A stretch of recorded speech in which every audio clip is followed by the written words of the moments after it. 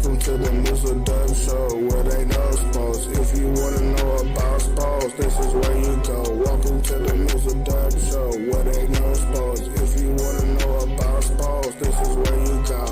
First down, touchdown, first down, touchdown, yeah. First down, touchdown, first down, touchdown, yeah. First down, touchdown, first down, touchdown, yeah. First down, touchdown, first down, touchdown, yeah.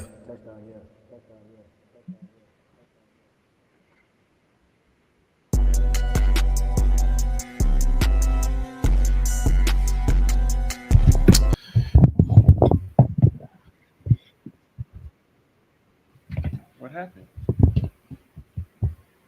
Is it still playing?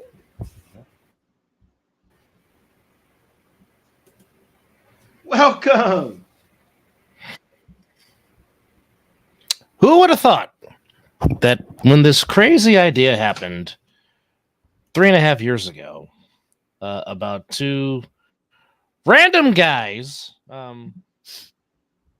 decided to do a show and talk about sports and talk about other things, and who would have thought that on this day of May the 15th, 2024, that we would be 200 episodes in Wow.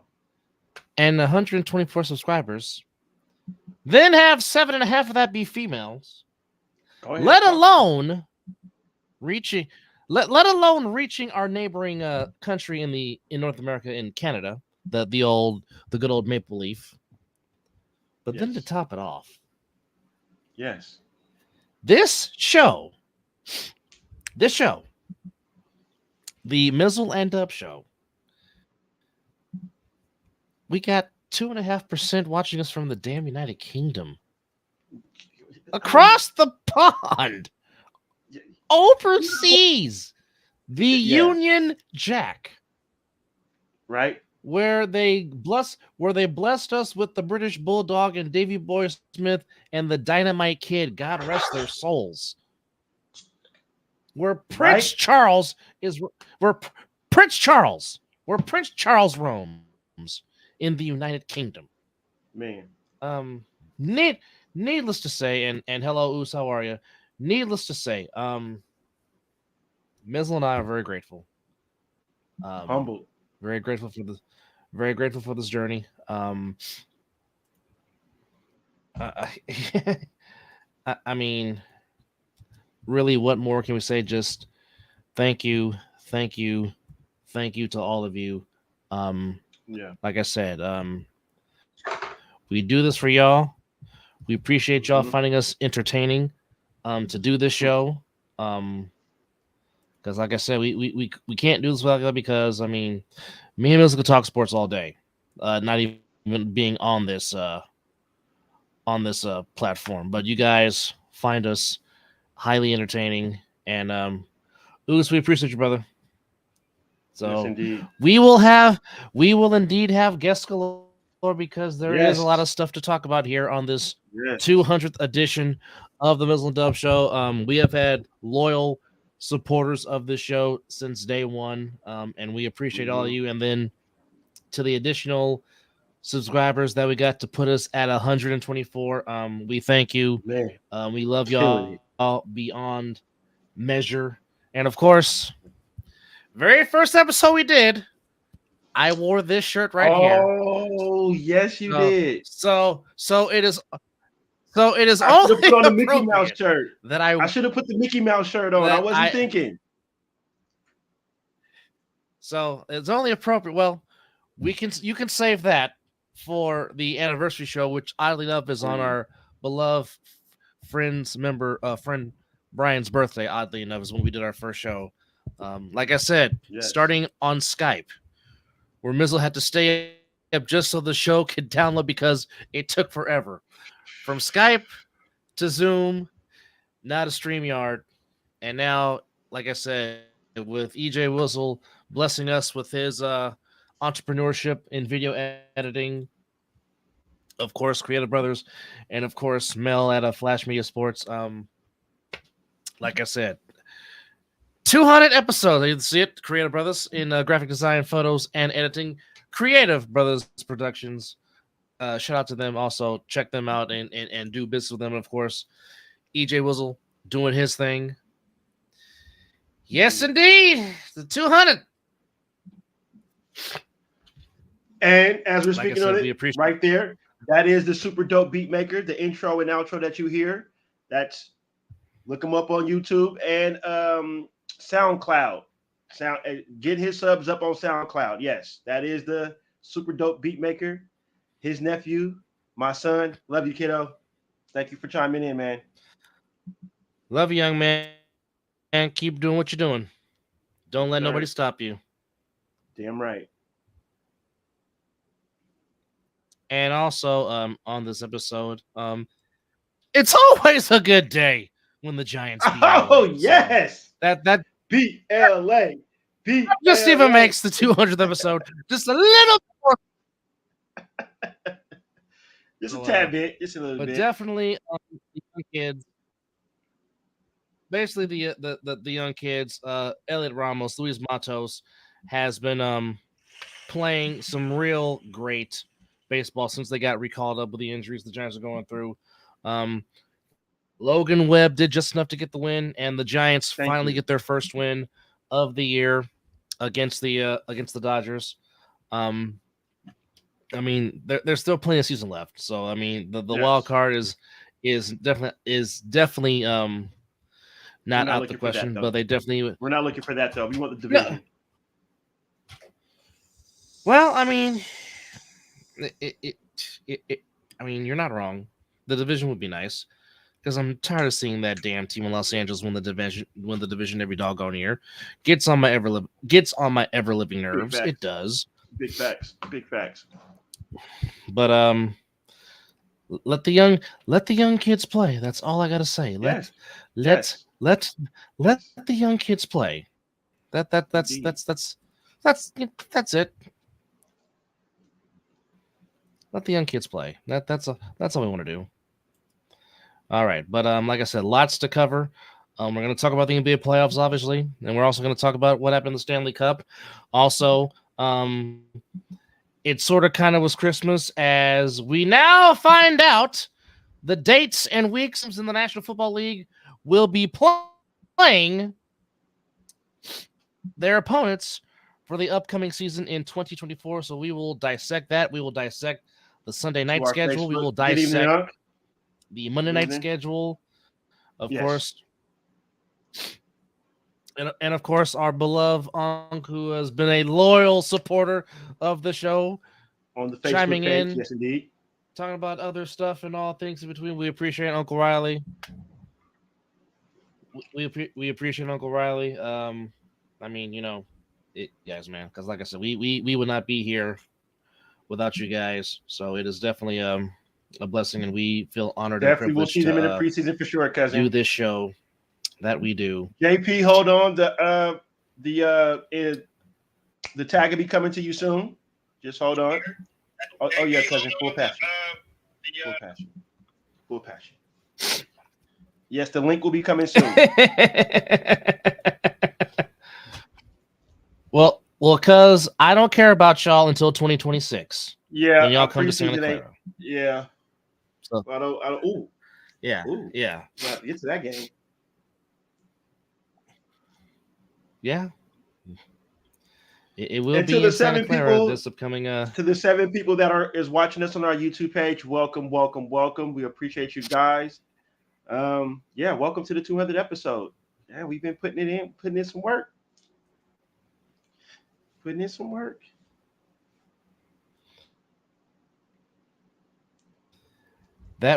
It goes without saying that like I said, we can't do this show without you guys. You are fantastic, and like I said, we appreciate you guys following us no matter what time of the day or night. Yeah, we come on at 11 midnight, and you guys are there. Because I mean, we have done a lot. We have done a lot of late night shows. Yes. Yeah. You have stayed up with us, and watched us. And like I said, we cannot thank you enough. It does not go unnoticed. We do not take you for granted. We sincerely appreciate you guys It goes beyond measure of how much we love you all and how much you think enough of us to do this show. And also,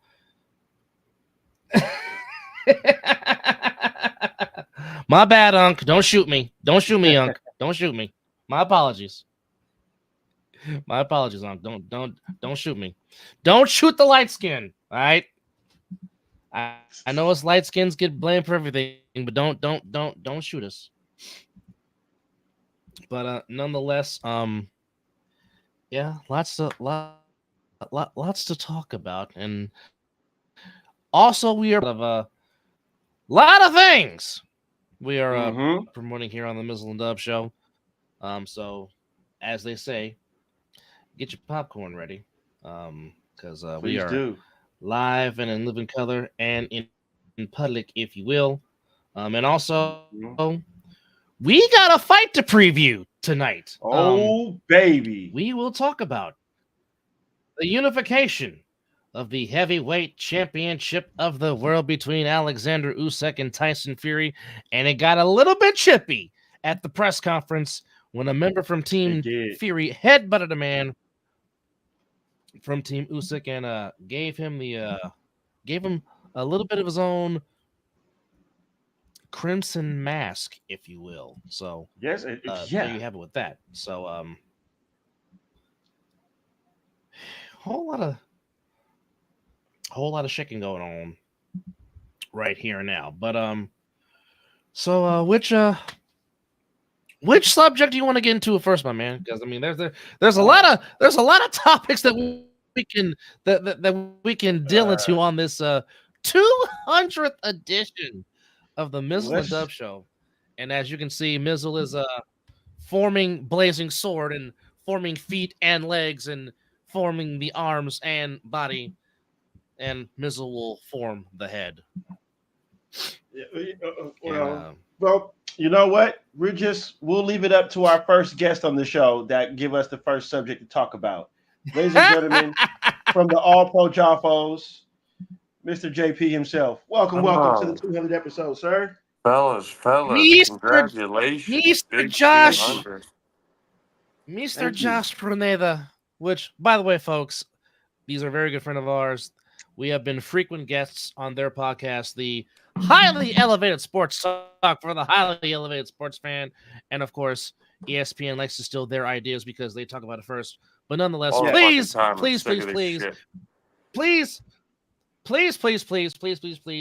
get their subscriptions up. They have a goal that they're trying to reach. Please go to the Pruneda Brothers production page and please subscribe.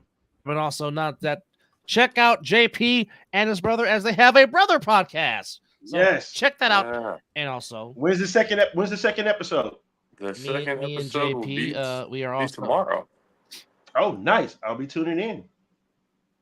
For sure. Oh, well. Yeah, that one was something. So check out the Pruneda Brothers doing what they do best. That one was something that was, I feel, once we get kind of a real feel of what we want to do for it, because right now it really is just kind of talking about childhood shit and then random topics. That's cool. So we'll see how it kind of goes, but we've been talking about doing something like this for a while, so I'm pretty excited about it. You guys have my attention. I didn't even watch the whole damn show. It's a brother thing, and it's a beautiful thing. So I mean, I am all with it. So I can't complain about it. But, okay, so since I have the both of you guys on, I will ask the first question. We're gonna just bounce all over the place, ladies and gentlemen. This is what the 200 episode is about. We're just gonna bounce off the place. So, ADHD at its finest, ladies and gentlemen. Exactly. It's what we do. So October 27th. But understand, Santa Clara. Understand, there will be a lot of passion. Oh, we're gonna get to it right now. Oh, you're talking October about 27th. Santa Clara. Week 5. Oh, okay. Cowboys Sunday night. The Arlington Cowboys. Tell me how you feel. Are we talking about Sunday night football prime time? Yes, under the lights. At home? At home. How many times are we going to have this conversation? As it was last year when we beat them How many times are we going to have this conversation? People, you don't want to see the 49ers in prime time on any day, whether it's Sunday or Monday.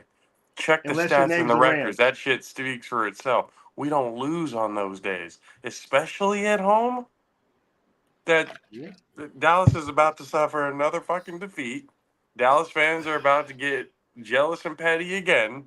I Matt love Sticks it. is about to throw his fandom out the window for a fourth time. All right, it's just And about go back to done. the Jets again. Absolutely, Aaron Rodgers might make it to week 2. We'll Which, see by the how it way, goes for him. shout out to the world's greatest DJ. And you know the saying, you never tell the Shout out to DJ the what world's to greatest play. DJ, DJ Matt Sticks. Don't ever And tell him what to play. never tell the DJ what to play. Mm-hmm. No, All right, Dub. So your you're just take. asking for trouble, and you're just asking to get.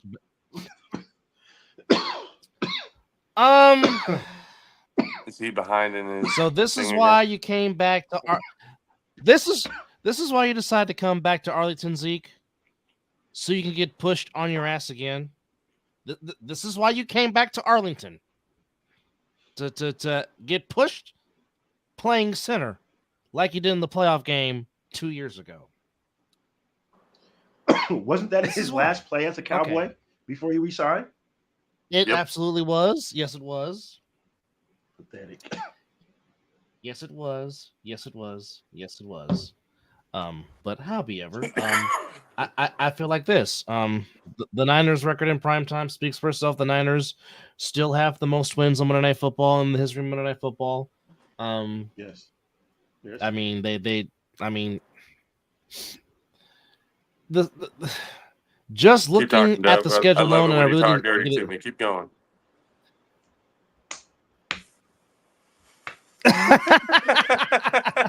Keep going. Keep giving and me not to those mention, stats. Brock Purdy's gonna come in playing pissed off because he's gonna have a bigger chip on his shoulder if he didn't already have one now.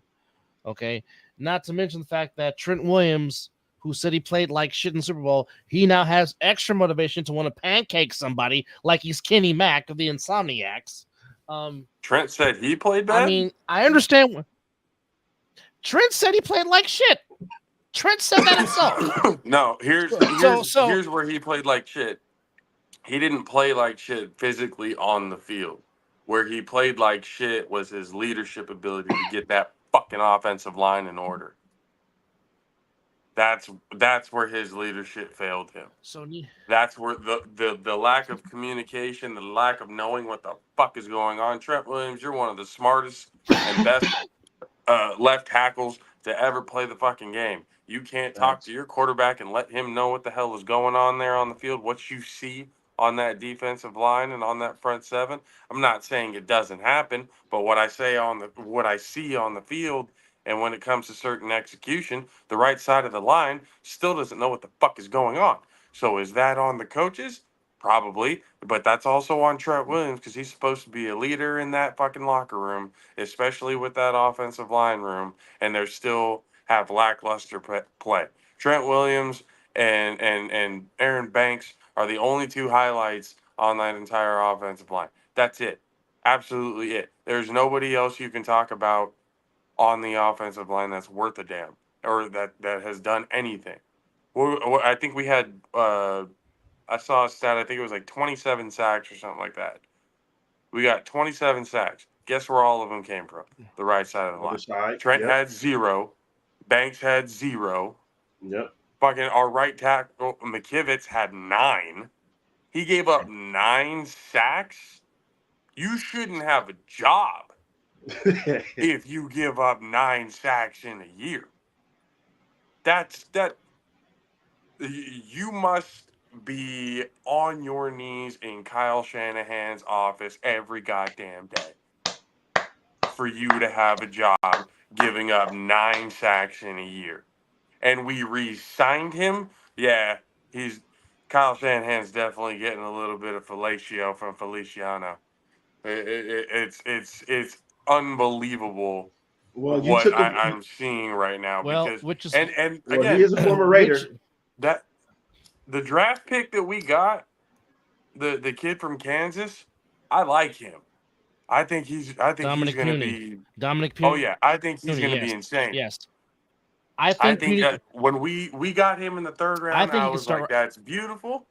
We got Mm-hmm. him in the third. That's a steal. He's going to Mm-hmm. help that right side of the line fucking immediately, which is Mm-hmm. exactly what we need. But again, that first round pick didn't have to be a fucking punt returner / slot receiver. It didn't have to be that. It could have been, was it Powers Johnson? The center that went to Vegas, it could Yes. have been him because Yes. we needed a fucking center. Yes. We could have got him in that late first round pick, and then hit up Puny right there in the third round. The second round pick, I'm not really sold on a whole lot of people from Florida State. That's no knock to you, Mizzle, as a team Ooh. or anything else like that. It's just Hey, that right corner now gonna be what. nice for you guys. Just give him That some is a time. second round pick. I hope so because some of the film that I've seen, I'm seeing a whole lot of fucking cooking with extra sauce. That's what I'm seeing right on film. You can Yeah. have a highlight tape of your best Yeah, plays, but watch. but if it's a 2 minute highlight tape, what are you really showing me? Yeah. And the rest of the season, you've been Well, all I'm getting going to say is cooked. just. But however, against Malik Neighbors, who's a very good wide receiver, Neighbors was not a factor in that game against Florida State. And he was guarding Malik Neighbors. And we 100%. all know, and we all think Malik Neighbors is going to be a big player in this league, in this rookie season. But But I in have addition to that, the given up Niners also long did sign ago. former Pittsburgh Steelers OT Chris Hubbard. I've given up long ago giving people credit for one game. I've gotten That's a fair over analogy. that That's fair. mindset a long time That's ago. fair. Big You facts. can have one good That game, is fair. a career game, let's say, but we all know the NFL is about consistency. What have you done for me lately? I don't care what you did in week 2. I don't Matt give a Flynn. fuck what you did in week 4. I don't give a fuck what you did in week 8. What I care about is what you did in the clutch moments, in prime time, in playoff moments, in championship moments. That's what I want to see you excel at. Anybody can do the fucking basics. It's excelling during the championship moments when the Yep. lights are fucking bright. What are you going to do? And Yep. if you fold every goddamn time, it doesn't matter. None of it matters. This participation trophy bullshit mindset, we're getting rid of it. We're getting rid of it, folks. Like Cat Williams said, everything's coming out in 2024. We're getting rid of participation trophies too. That's what we're doing. I Because agree. this whole mindset of it's okay being second place. No, it's not. You know that, and you know how much that feeling fucking hurts? You know how much that feeling Oh, hurts to get to the championship game only to get fucking throttled by another team again by another team. It's beautiful when you're given the ass whooping. Oh, it's a great yeah. feeling. I've felt that feeling too. But the feeling of a loss in the championship, I don't give a shit what any of Yeah. y'all say. That is some 76 depressing nothing. shit Yeah. that takes over. 76. I don't. Ass whooping doesn't even begin to cover it. It was 41-0 by half. That should basically tell you what was going on Well, throughout that I game. had the game. I Oh, was dear watching God. the Shout out game. River City Tigers. I was watching the game, and I had looked away for a second, and I looked back. I'm like, damn, they scored. I'm like, okay, let me start paying attention to the game. And I'm like, damn, they get the ball back. Okay, I look away again. Damn, they scored. Like I missed like 3 scores like that. It was quick. It was It was nasty. I mean, it felt like a long ass day out there. It felt like a long ass day. That's But bad when you're winning and it's a long day. man, because we're on at that point at halftime, we were getting bored. You know how fucking much of an ass whooping it needs to be for the team who's giving you the ass whooping starts getting bored. You know how bad that is. Mercy rule. And I was I'm the asking coach. people I'm on the throwing it down. sideline. I was like, "Is there a mercy rule in semi-pro?" Because honestly, we that shit should be utilized at some. Oh, they have a running clock. That's not good enough. They need to I'm have a throwing running the clock towel. during timeouts. Like they need to like do that type of shit. Like they need to just keep running the clock no matter what. Let's keep running it through halftime. Doesn't matter. Just keep going. Because there is no point in playing this game. Referees are out there yawning. Barely. I don't think they ever got past the 50-yard line. I don't think they were even close. They got close one time, but they never got past the 50-yard line. The It sound defense like my was. Raiders versus the Did they even Saints. get a first? Their Did name they was get a the first Raiders, down so in the that was game at even all? more satisfying. That's even fucking bad right there. Didn't even get past the fucking 50 once. And some of the Oh, ugliest God. uniforms I ever seen in my entire life. Agreed. They had the blue and the white jerseys and bottoms, and then the How black and you have the silver helmets with a audacity to call number on yourself one the side and Raiders? a logo on the other. With those colors, how dare you call yourself the Raiders? Fire yourself. Yeah, The Reno Raiders. It felt nice that kind was of their giving that name. bit Oh, of an good ass whooping though. lord! It felt nice because I've actually been on the receiving end of a 77-0 ass whooping. Like when playing over at San Jose Mike, City when we oh played boy, played that's against San Francisco City College. Their entire Mhm. team is D1 bounce backs. Ooh. We Oh wow. so they had three quarterbacks, right? Their first string quarterback was like an elite passer, or like could do it all. He's a Mhm. passer. He can run. He can fucking do it all.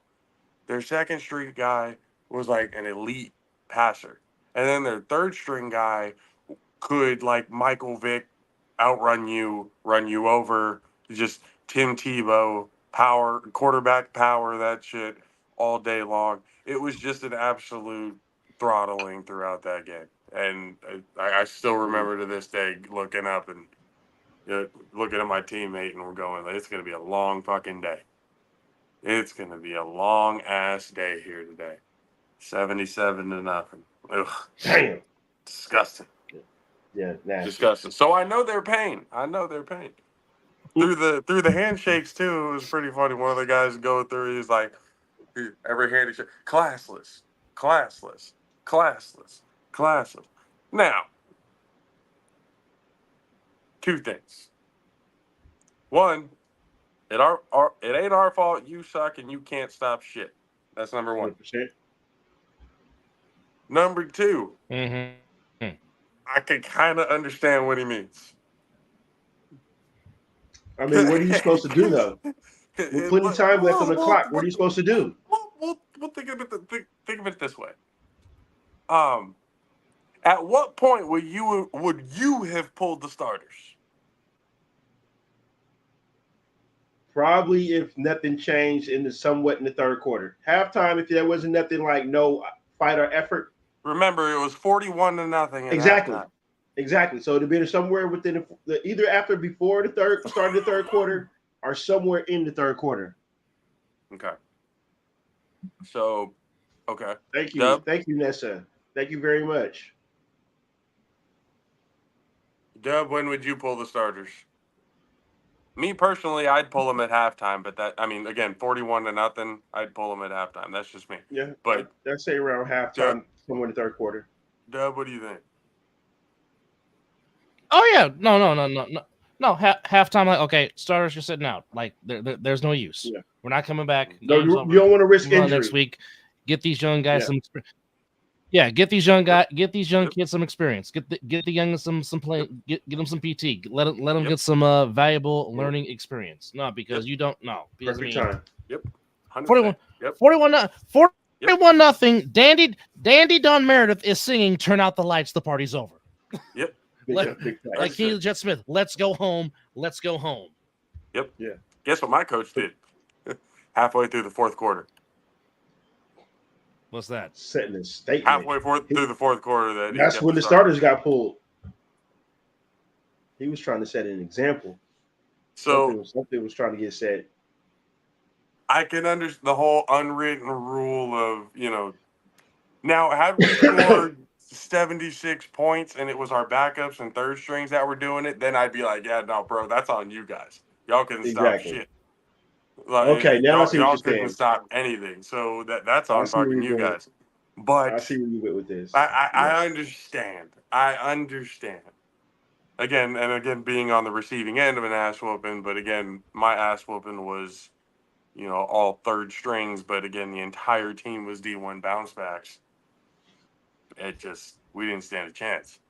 It Gotta just play the game.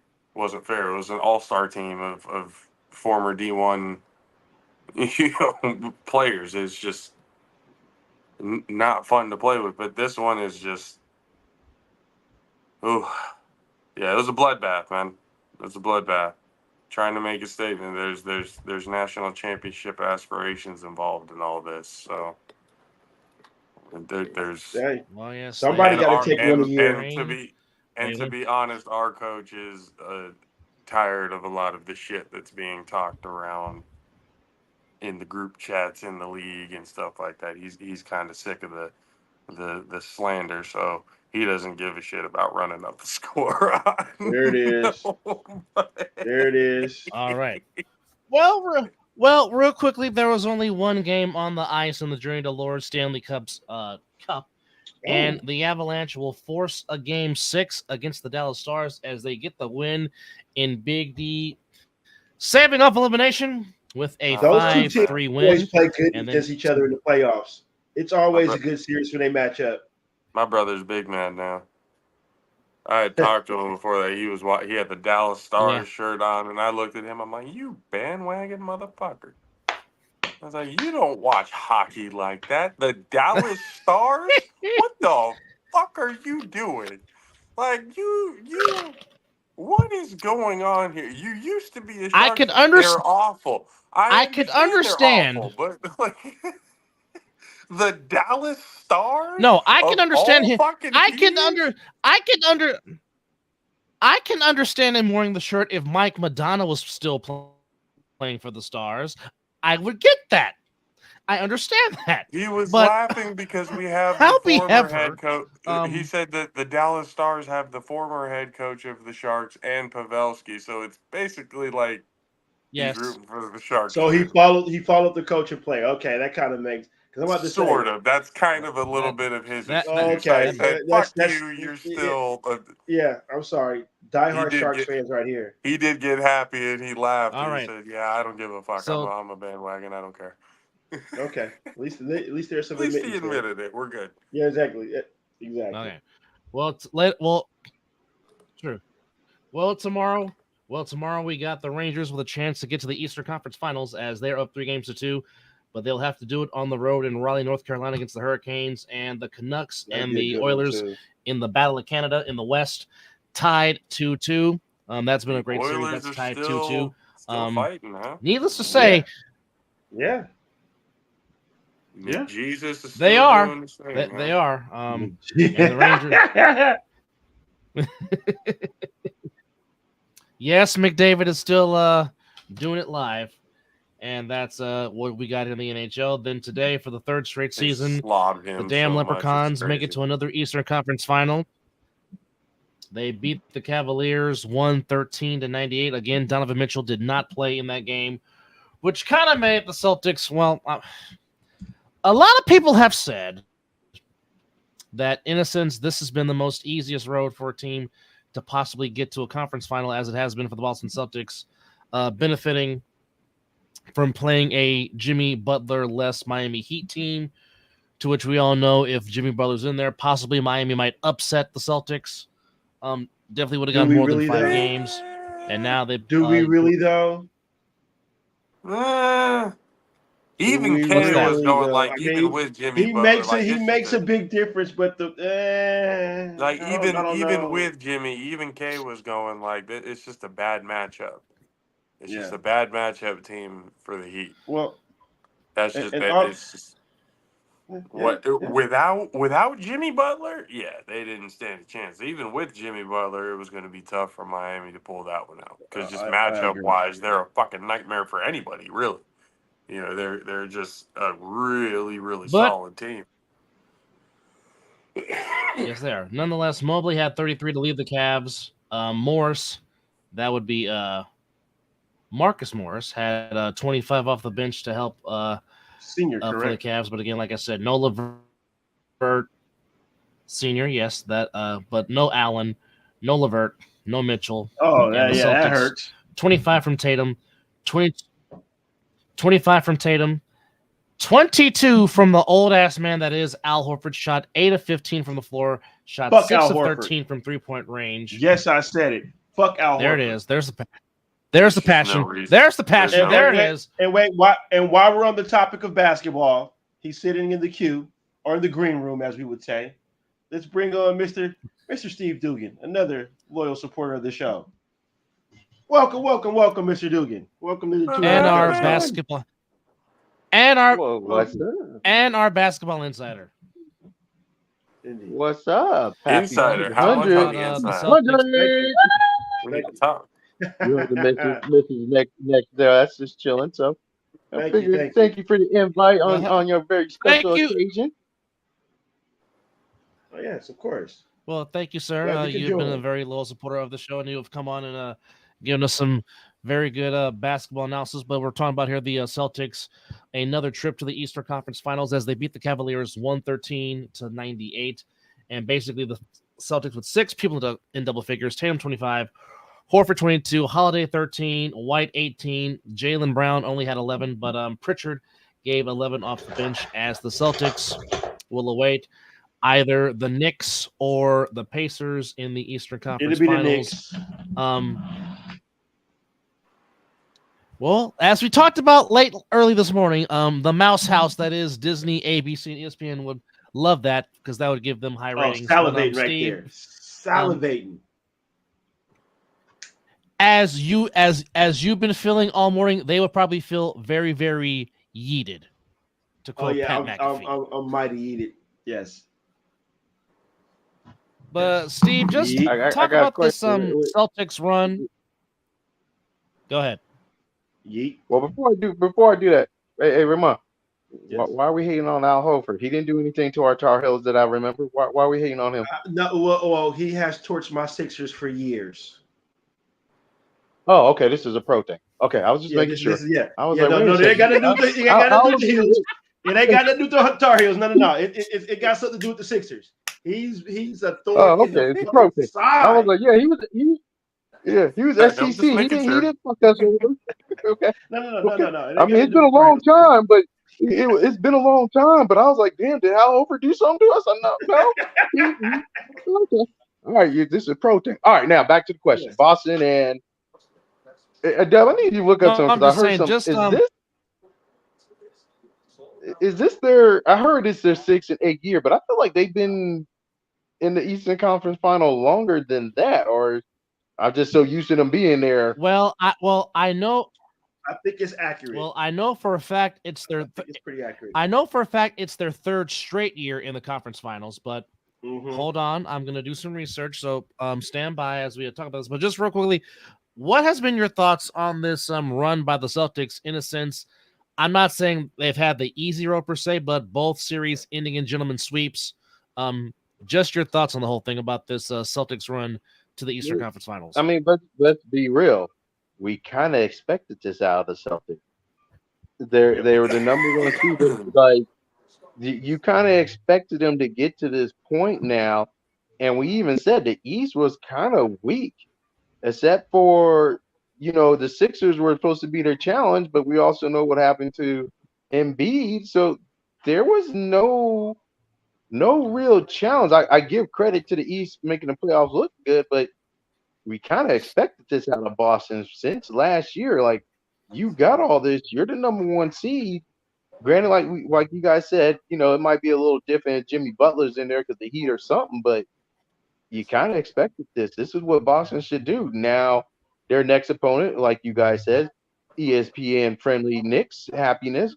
Good job on the Voltron shirt. Love it. Stephen A. is having orgasms on national television. Oh, he is. Yeah, Boston and New York. He is. He is. Yeah, Boston, New York is prime time. Even as me who don't like New York media, got to give the Knicks credits. 100%. That's the only ones that are going to give Boston a run for their money. And even then, Boston should beat the Knicks, but we also know Boston likes to play down.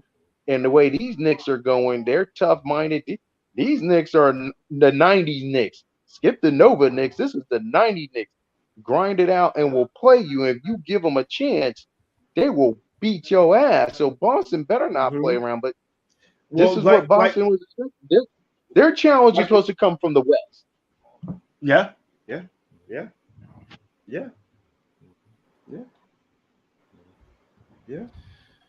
So, Steve, you're not wrong. This is their 6th appearance in the last 8 years in the conference finals. So you're not wrong on that. So, just to pinpoint what you're saying, they were in the conference finals in the 2016-2017 season. They were in the conference finals in the 2017-2018 season. They were in the conference finals in the Mickey Mouse bubble. And of course, they got to the conference finals because they lost to the Warriors in the finals in 22, and of course, lost in 2022, 2023 in the conference finals, and they're back in the conference finals in 23 and 24. I mean, so this yes, is like so this 6. is like a Detroit Pistons early 2000 kind of run. And I hate to say it for Tatum and Brown, I think you guys have been in the playoffs every year and probably made it to the second round every year. Like Boston, you have to capitalize on it. Now, I don't think you're going to win because depending on what Denver does, you're in trouble. But y'all been probably got the most playoff appearances and things since the 1960 Boston's. Like, So, yo. can we say this should be their year? Boston Not if they play Denver. Boston year? Not if they play Denver. No, I can't. Yeah, not with Denver around. I'm not saying that, but wait, did Denver beat Minnesota? It's I'm sorry, it's 2-2. They're up. It's over. Denver's up 3-2. Oh, that's right. Denver's Denver's up. Yeah. 3-2. What did I say, Doug? When Denver won to tie it up at 2-2, I was like, that was it for Minnesota. I literally said that on the show. That's over. Oh yeah, they gave him life. They should have took don't one give at him home. life. That's it.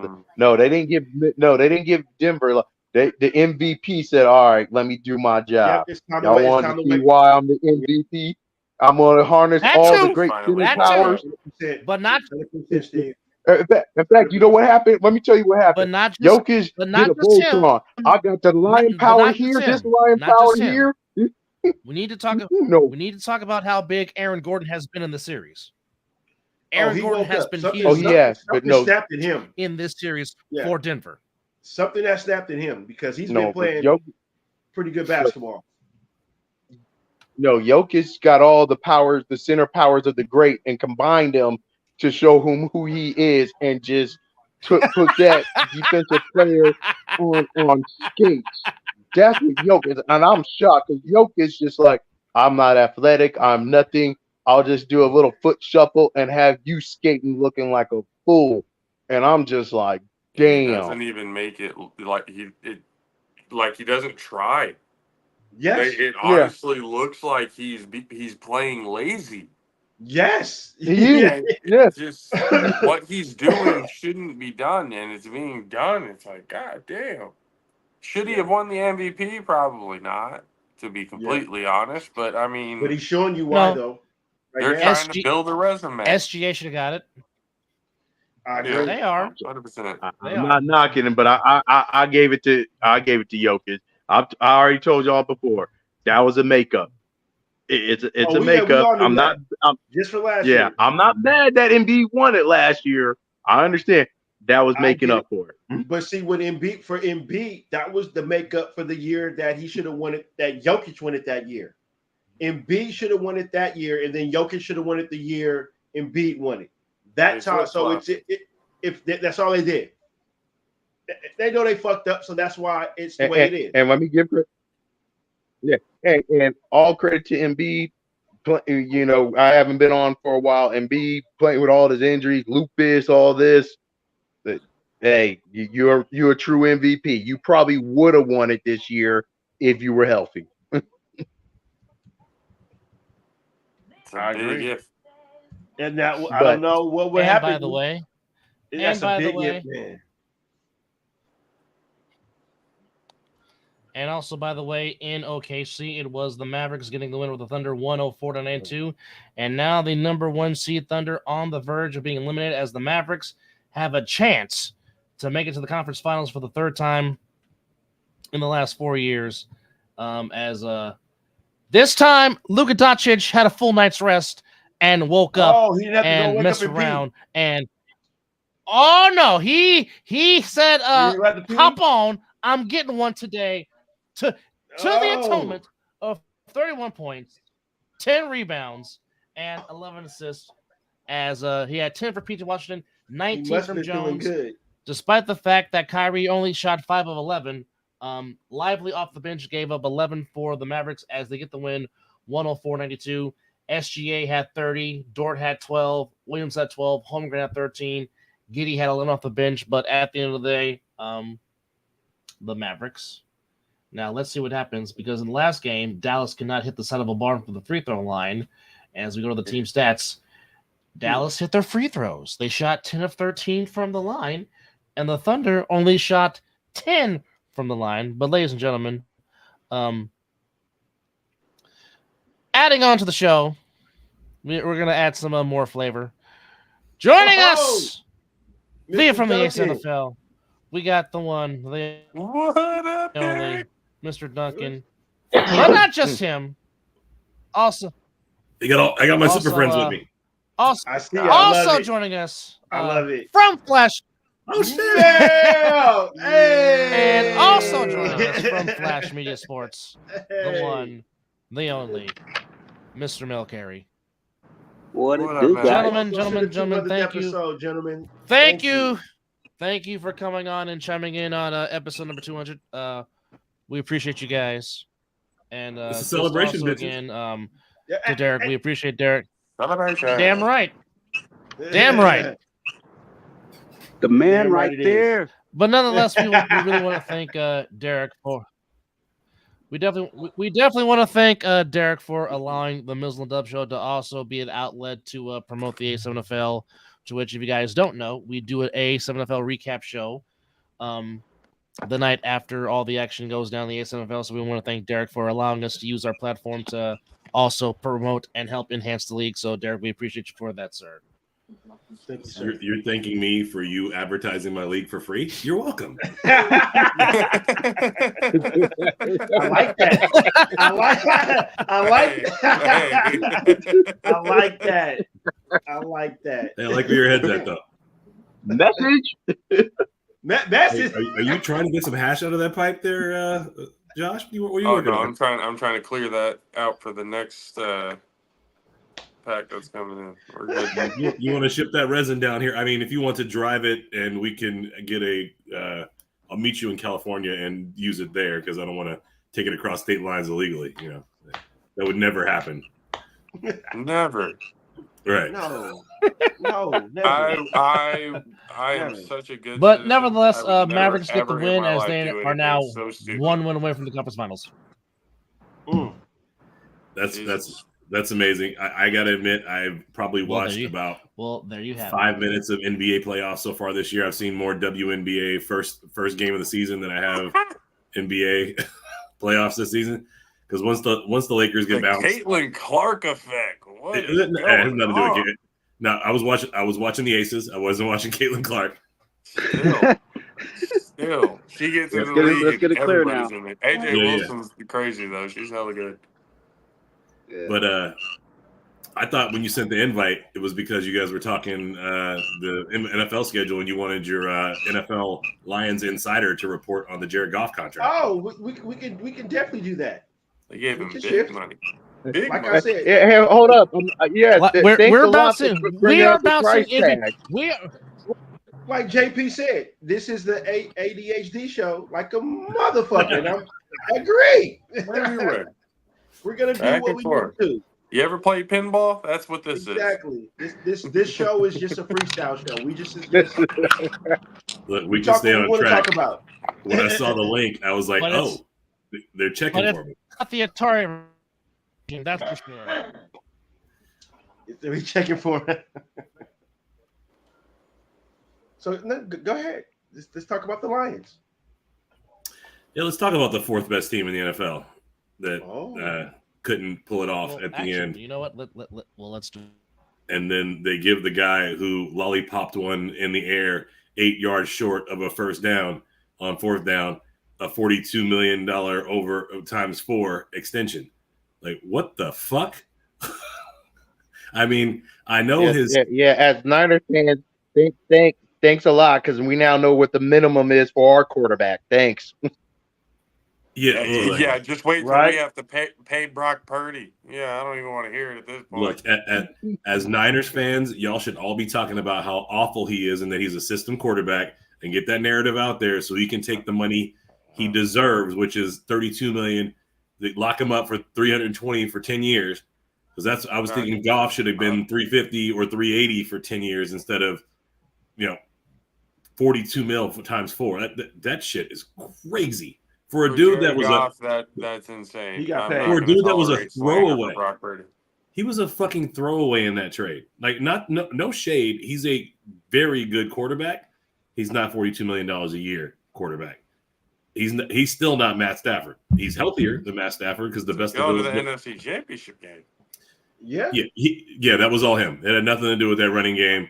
And the defense. The defense, for sure. I mean, it was the offensive line that made it to the NFC Championship game. Let's be real. 100%. You keep Jared Goff or any quarterback upright and keep him clean for 60 out of 64 snaps, you're going to win games. 100%.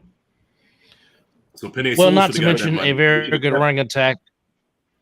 Yeah, they should have kept $10 million of those dollars annually and paid it to two more backup linemen to keep his ass upright. It's also true. Well, I think everybody on this panel, they wanted their team to draft the offensive line. All of our teams need it. Well, 100%. Mine doesn't. I got the best O-line in the NFL. I'm good. However, yes, you do. Yes, you do. Yes, you do. You need depth, apparently. However, I'm like 13 on defensive line, maybe 16 on defensive line, depending on what stat you're looking at. And we need a bookend rusher to go with Hutch because he's not the guy that's going to get in the backfield early. He's in the backfield late every time and keep applying pressure and make tackles in the run game. He's not a Jason Pierre-Paul type that's going to disrupt every single play. He's not J.J. Watt disrupting every single play. We need a bookend to help make that pass rush better and make our suspect-ass secondary a little healthier, a little easy, not have to work as hard trying to cover people that they can't cover in the first place.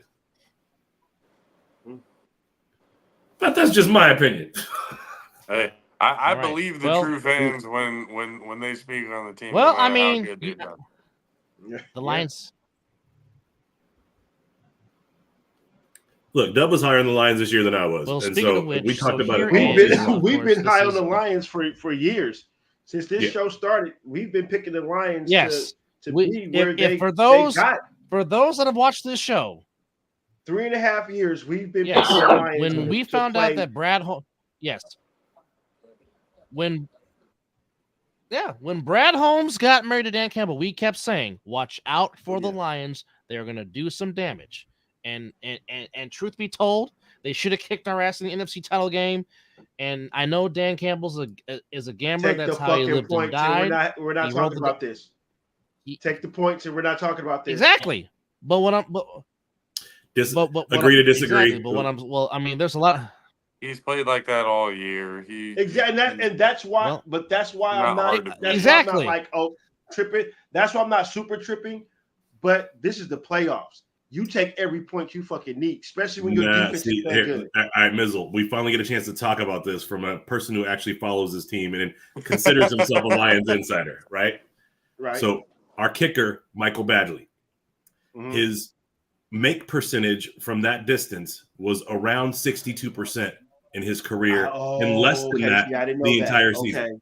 Okay. Our fourth down conversion rate at 4th and 12 and under was 70+%. So you go with, so if you're playing the percentages and you go with what works, the percentages tells you if you get that 4th down, not only do you almost guarantee a field goal at a closer rate, but you also absolutely shit down the Niners' throat and go, okay, we couldn't stop them on 4th down. We're not good. We're losing this game. And that has been the Lions' game plan since day one, and why they are where they are. They are all about grit and biting kneecaps, and 4th and 3, if we can't make that, we don't deserve to win. Well, guess what? We didn't fucking deserve to win. 100%. 100%. I don't disagree. I respect that. I definitely fucking respect that. I'm a little old school. If I'm down there and my defense is playing good, I'm taking the points. But now, as you just explained that. But are you doing that if I'm your fucking kicker? No. Exactly. Yeah. I now see. Basically what he said was, if Matt Prater was still kicking for the Lions, they take the points. Shit, if Matt Prater was kicking, we would have done that shit on 3rd down.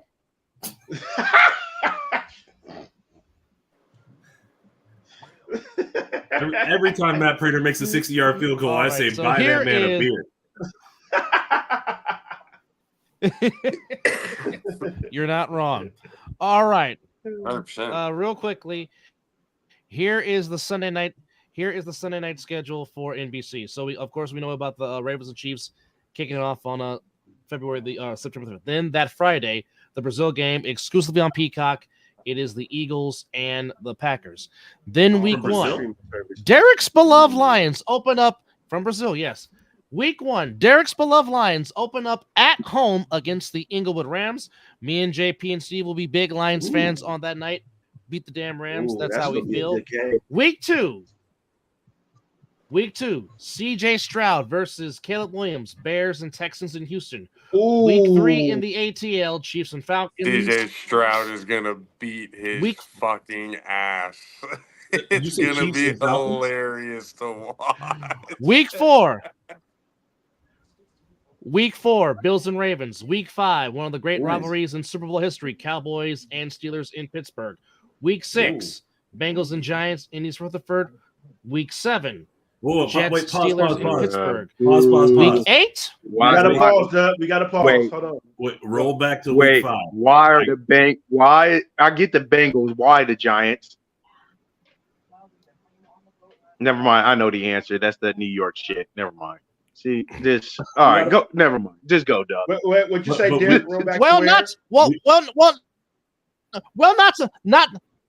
Not to mention, the East Rutherford Giants are your Hard Knocks team for Hard Knocks this season. Just keep that in mind. Oh, God damn it.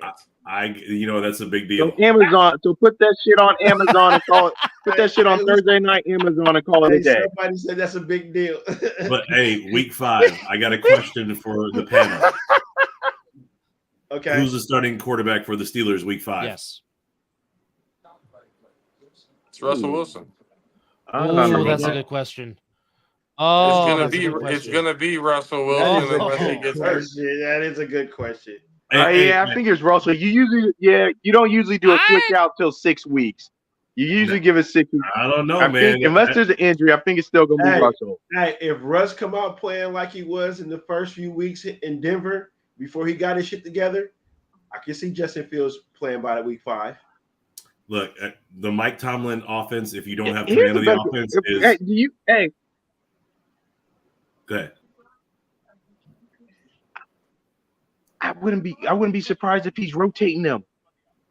I would not be surprised if Mike Tomlin say, I'm gonna put this quarterback in every once in a while just to switch shit up. Certain packages. Yeah. Just kind of run it like how the Saints do with Taysom Hill, right? I see what you're saying. Before we go any further, shout out to Mel Carey with the 8th grade school picture background. Oh. Make it do what it do, baby. Hey, Mel, you need to do one of these. Hit this, Mel. Hit this for us. Oh, Jesus. Oh. Jesus. God. I have a daughter in 8th grade. Dear Lord. Damn. Dear Lord. That's All the right, best, just dude. just Burn! all right. Just to go Just through killing. the West of Sunday night schedule. Week 8, Niners and Cowboys in Santa Clara. Week 9, Eagles and Ooh. Jaguars. Week 10, I'm going. Week 10, Week 10, Derek's beloved Go. Lions against the Texans in Houston. That should be a dandy. Ooh. Week 11, God, why? Week 11, dear Lord, why? Colts, Jets. Indies for the New Jersey. Ew. Why? Week 12, Whoa, we get whoa, whoa. yeah. Week 12, Anthony we get- Richardson versus Aaron Wait, Rodgers? That will be wait. a hell of a game.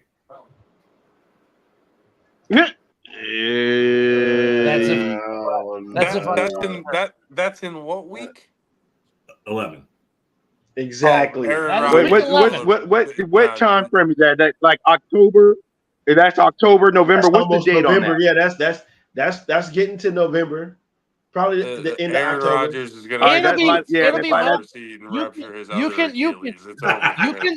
That's when He- that is he's, that is he's not making it to 11. that is well beyond the flex Wow. schedule. Just Aaron Rodgers has been one of the most durable players oh, in yeah. NFL history. You're- He gets hurt once, and y'all are Lex schedule, if right before Thanksgiving, people traveling. Yeah, we ain't caring about that game. That's right ayahuasca. before Thanksgiving. Yeah. Hey, All y'all need to check Okay, your week NFL 12. odds. I think they got the Jets as Week like 12. the third best odds to win the Super Bowl this year.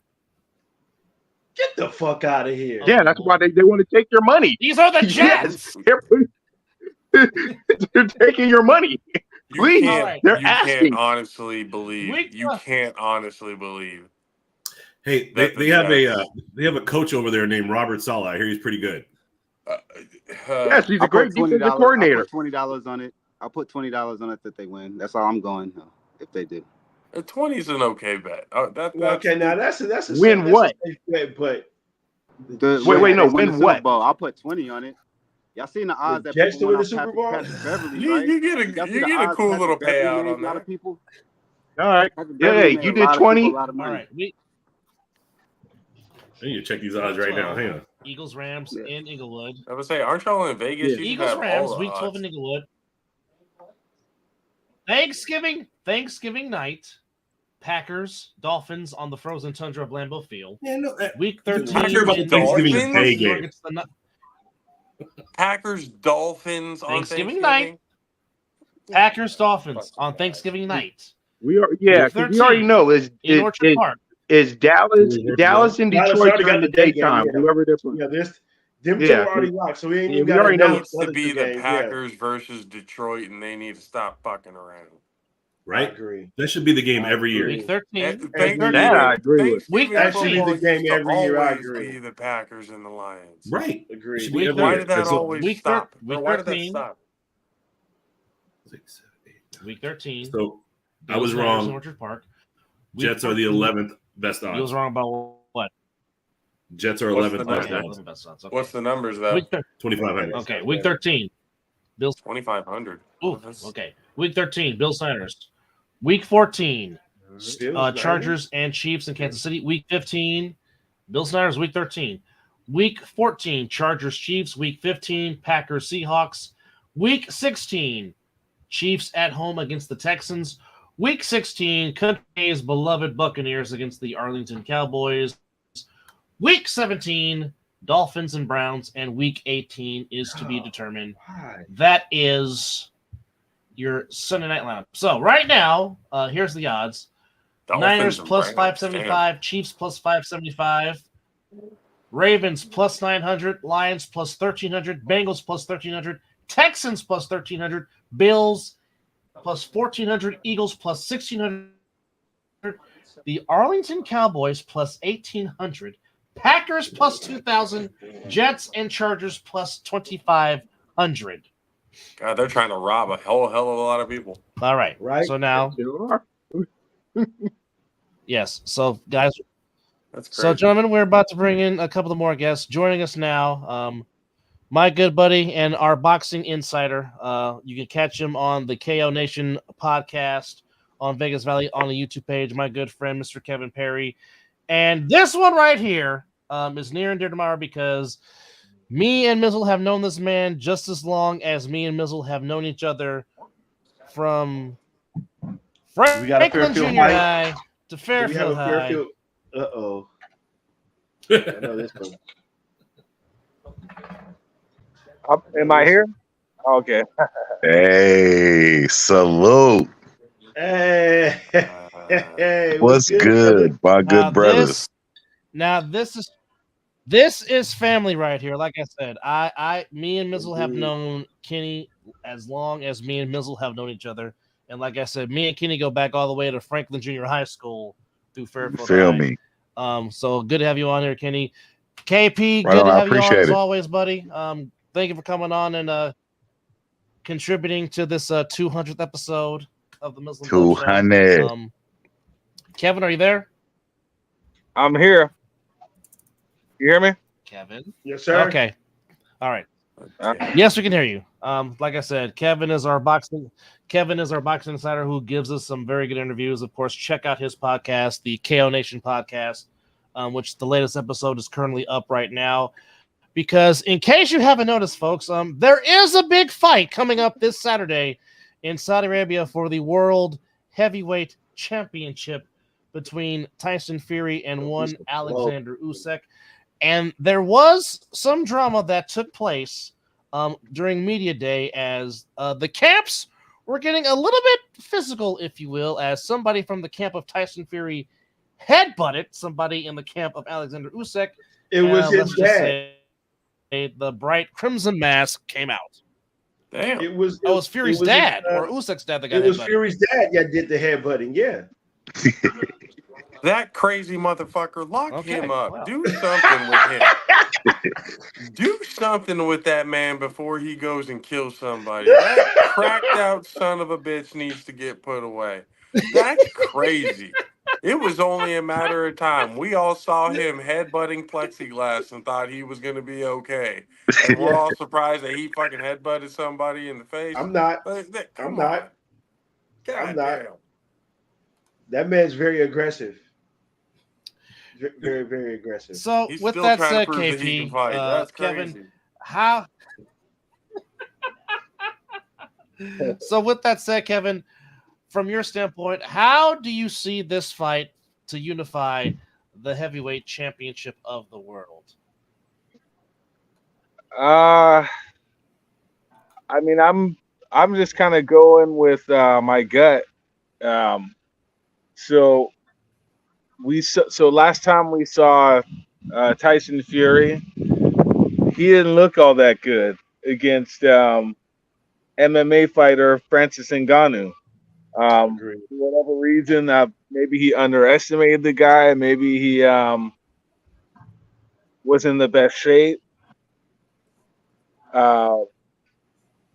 Ngannou is somebody he'd never probably seen like a style like that before, and he got caught, and then he won the fight. I thought pretty clearly, but Usyk had the two fights with Anthony Joshua, which he won pretty clearly in most people's mind.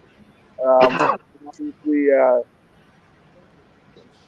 one guy's 6'9", the other guy is about 6'3", 6'4", much smaller guy. And my thoughts is all he's got to do is fight like the bigger man, be on the outside, make the smaller guy kind of come to you, and then if he gets inside, just tie him up. Make it an outside fight and a dirty fight on the inside, and I think he should win on points. Probably maybe 7 rounds to 3 type fight, 6 rounds to 4. Usyk's a great fighter, but I just don't. He's about 37 years old, and I think Fury's about 35, so he doesn't really have an age advantage. He doesn't have a size advantage, doesn't have a height advantage. So I think, Fury probably has a little bit more wear and tear because he's got a lot more fights. I don't see Usyk winning, but he can win. I mean, he's got great skills. So it's a weird fight. It'll be interesting to see what the tactics are once the fight starts and what Usyk is going to do if he's going to win the fight, like how he's going to be able to pull off the win. But it's on the the sports books, I believe it's about a 50-50 fight. It's like a plus, I think, 110 for Usyk and a minus 110 for Fury. So it's pretty much a 50-50 even money type fight as far as the odds makers are making it. But I got Fury. So I think Do that. you think Fury will use his jab a lot to keep him away? Because he does. I'm pretty sure that Fury has the reach. We already know he probably is going to 100%. come in with the weight. I think he will use his jab more because he's going to have to get inside to try to get points on Fury. No, he doesn't. So no, he doesn't. I mean, He's going to have to dance around him. I mean, it's interesting just because one thing about boxing is Usyk, he's left-handed, so his jab hand is his right hand. Fury is, he's a conventional fighter, so he's not a southpaw like Usyk, but he also can fight left-handed. You've seen him go southpaw. Yeah. So for a layman who doesn't understand boxing, orthodox is your lead hand, is your left hand, and for a southpaw, your right hand is your lead hand. So it usually causes more problems for an orthodox fighter because orthodox fighters, orthodox fighter would be a right-handed fighter whose lead hand is their left hand. They're not used to fighting many southpaws. There's not many heavyweights that are southpaws. Southpaw being their right hand is their lead hand, their jab hand, their power hand is their left hand. So that might give Fury a little bit of problems, but Fury could switch to southpaw and give that different look to Usyk that Usyk's probably not used to seeing because most southpaws are not used to fighting southpaws. But either way, Usyk's never fought a guy that is 6'9", that can box like Tyson Fury, that can move on his feet like Fury. He doesn't care. Fury is so much bigger. But the thing with Usyk is such a smart fighter. So if you make a mistake at a certain distance, we even saw with that fight with Francis Ngannou when Fury started jumping in with weird shots, not respecting his opponent, and he got caught. Usyk's not a big puncher, but at the same time,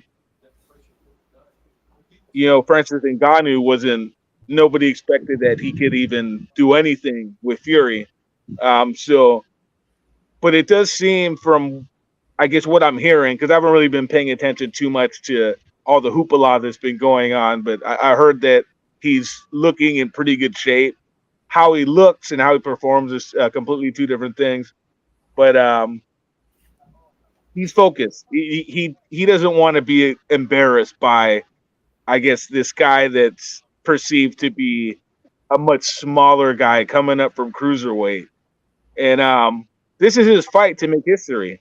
If he wins this fight, he's going to go down as one of the best heavyweights in history. And if he loses, it's going to look really bad on his career because this is his fight to lose. If Usyk loses, there's no embarrassment to losing to Tyson Fury.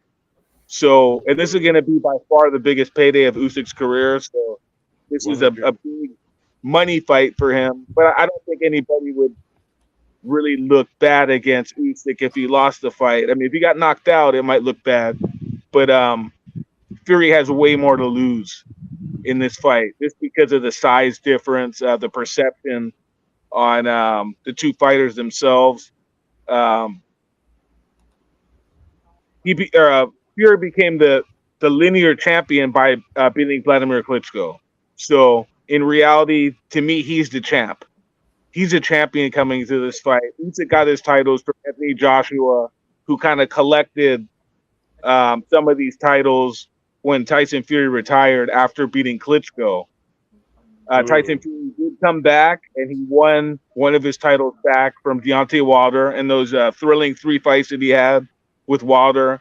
So you got to make him the favorite coming in to most people. It's just really the intrigue with the fight, like I was saying before, is that dreadful performance he had against the MMA fighter Francis Ngannou. So, yeah, I mean, it's only hard to pick to me for that reason, because if he would have just wiped out Ngannou in one round, I don't think this fight, according to odds makers, would be an even fight. I think Fury would probably be a pretty big favorite.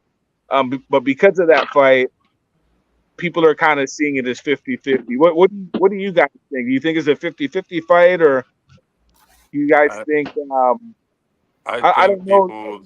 I think Yeah. people don't understand that Usyk is an actual killer. Yes. Yeah. This man has been to war, literally. Yes. I'm not even like. There's no. When you look into Usyk's eyes, you do not see a regular human being. You see somebody who has absolutely no fear in his soul. He fears nobody that walks this planet, whether they're 6'9", 7'11", 8 foot, 9 foot, doesn't fucking matter who you put in front of him. He's gonna come in with full force with very bad intentions. Mm-hmm. And I think I mean, it'll be a mistake for Tyson Fury to try and get dirty with him inside, because he's going to catch a left from Usyk he's not going to see coming, and it's going to put his ass flat on the canvas. I don't know, because my mindset is this is all about tactics. You have to look at yes, Usyk, he's a great fighter, but he's not known as an inside fighter. He's a boxer, so his tactics are to fight within himself. He's not a brawler. He's not going in there to go brawl. So he's going to have to make himself to be in this type of fight. He's got. Well, I think when you're I mean, the guy had a huge amateur career. He's a former. There? He's gonna Yeah, stick. I'm still here. He's gonna stick to what got him to this point. When you start doing things that you never trained to do, I think it's a big mistake. He's a great fighter. He's gonna stick to what he does best, which is boxing, keeping a proper range, using his footwork, which his footwork is his defense, keeping himself out of harm's way. But the biggest problem is once the fight gets in the trenches, what adjustments is he going to be able to make? And I think that's where the fight is going to get interesting to me, to see is he going to be able to deal with Tyson Fury's strength on the inside? Is he going to get worn down by Fury just kind of leaning on him in the clinches? I was going to ask that. Yeah. Is he going to be able to get inside? Is he going to have to take chances to get inside? Because he's not really used to fighting somebody that has a height advantage that actually can box. Because when he fought Anthony Joshua brought really a dumb fight, both fights. He was trying to outbox a boxer when his style is not to box. Anthony Joshua is more like a mid-range kind of puncher. And Fury, you seen him when he fought Deontay Wilder the first time. He was very comfortable on the outside. I mean, he got caught a couple of times, but the thing with Deontay Wilder is not really trying to outbox you. He's trying to land one big shot. Usyk is not. With that right hand. Yeah, Usyk is not a one-punch knockout type of fighter. He tried to accumulates. That's his style. But the thing is, how many punches is he going to be able to land on a bigger guy like Fury? Is he going to be consistent? He's not a volume puncher. He's very technical with what he's doing. Body shots galore. Right. I'm sorry? Body It's going to shots. be body shots galore. Body shots. Agreed. Oh, from Usyk? Because I mean, look, you also got to see with Usyk, again, he is a very smart boxer himself. He is somebody who he knows what type of fight this is going to be. We all know what Tyson Fury is going to do. He's going to lean on him. He's going to use his weight to get him tired. He's Wear him going to down. hit him with, try to get inside. He knows this is going to be an inside game, and he's not big enough really to be able to make it kind of an outside game. So he knows this is going to be a brawling inside dirty type of game. So these body shots, body shots, body shots, at some point, like I said with Fury, he's going to get tired to the point where he's going to get, stop hitting me in the body now. This hurts, because somebody at some point when they're What? taking I never ridiculous seen. haymakers to the body at multiple times, I and he's never going to seen. get caught. It's an accumulation. It'll probably be something later on in.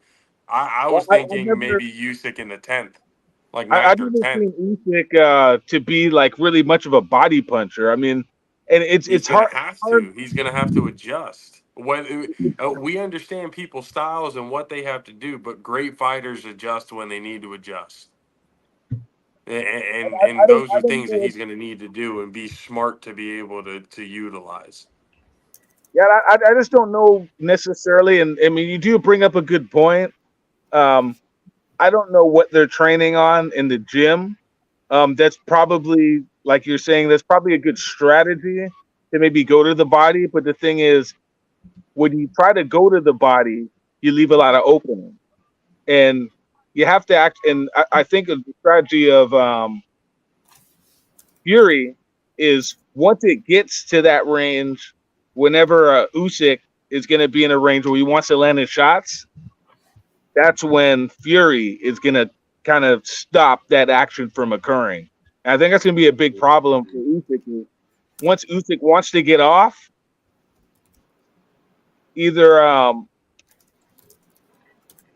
Usyk is going to have to like kind of get his punches off before he gets kind of tied up in that little mid range, and that's going to be like the whole gamble of the fight. But if I was Tyson Fury, I would never let him get in there. I'll make sure every time he tries to get his shots off, you move to your left, you move to your right. Usyk's going to try to get off. You grab him, you hold him, you make sure that he cannot get his punches off, and you stop his attack, because you're not going to see Usyk throwing punches from far away because he's going to miss. He can leave himself open to uppercuts, hooks. It's going to be very difficult for Usyk to get anything going from the outside. And he's not a fighter that's going to be used to attacking from so far away. So, I mean, it's going to be interesting. I mean, you definitely made some good points on Usyk throwing body shots. I don't know. I just don't see it, but anything's possible. I mean, it's definitely like a tactic, and he has the skills to be able to execute what you're talking about. Just Yeah, I would say, personally, in no way am I saying that he's going to. I was saying that's going to have to be the game plan when it's this big of a size difference. So, especially Stick we and know how move, good of stick a and move. monster Tyson Fury is. yeah. So basically, what you kind of say is, so this fight should be kind of the terminology like a telephone booth kind of fight. A lot of inside, trying to get into the body, trying to establish the uppercut. It's gonna be uncomfortable for Usyk, and it's gonna be uncomfortable for Tyson, because he's gonna want to kind of get out and use his reach to his advantage. Pummel him. As much as he possibly can, but it's gonna be that kind of fight. I think the referee. Who you think could use the ropes a lot? Would it be Fury, or would it be Usyk that would use the ropes? I don't think that's going to come into play. I think really makes it. I think who the referee is going to play a big factor, probably for either guy, because if Fury is going to be using that tactic to kind of tie up, it's really Usyk. The only time he can really get off is when they're in a certain range, and I think because Fury is so much taller, when he's at a certain distance and Usyk's in a certain range, Usyk's his arms are shorter. Once it gets in a certain distance, he's going to be at an advantage. A tall guy's at an advantage when it's way on the outside. When they're more on the inside, that's where Usyk can get his shots off. And Fury is not going to really want to get into too many exchanges when they're at mid-range. So that's when he's going to want to tie him up and kind of get one of his arms and throw that the free hand and kind of get his body shots in and kind of get Usyk out of being able to attack, smother the attack that Usyk is going to try to make when he gets into that mid range. So, I mean, it's an interesting contrast because you've never really seen too many fights with a guy that's that tall against a guy that's so much shorter and one guy that's so much bigger. So it's kind of like I was on another. I had a show the other day, and I was kind of making the comparison to Mike Tyson when Mike Tyson fought Lennox Lewis and how Lennox Lewis was fighting Mike Tyson. And when Mike Tyson would get inside, he was kind of pushing his head down and making things very difficult for Tyson. And Tyson couldn't get off. And eventually Tyson just could not withstand, like the pushing down his head, a bigger man, and eventually got knocked out. I'm not kind of comparing the styles necessarily of Tyson and Usyk, but I'm just more comparing the height differential of Lennox Lewis and Tyson. And Tyson was just never able to get off, and that really caused a lot of problems for Tyson, which I think will be the same thing if he fights Usyk. Now, do you think Usyk has every fighter has a puncher's chance. Is there a way that Usyk can make the fight come towards his way? Can you see that happening? I can see it happening because he's smart, so maybe there's some things that he can do to kind of make Fury make mistakes, and maybe instead of him chasing Fury around, maybe he could get Fury to kind of give up his height and come forward and do things where he kind of draws Fury and kind of catch him, draw him into making mistakes, lunging in where he can counter him and that sort of thing. But if I'm in Fury's corner, I'm being smaller guy come to me so I can pick him off when he comes in.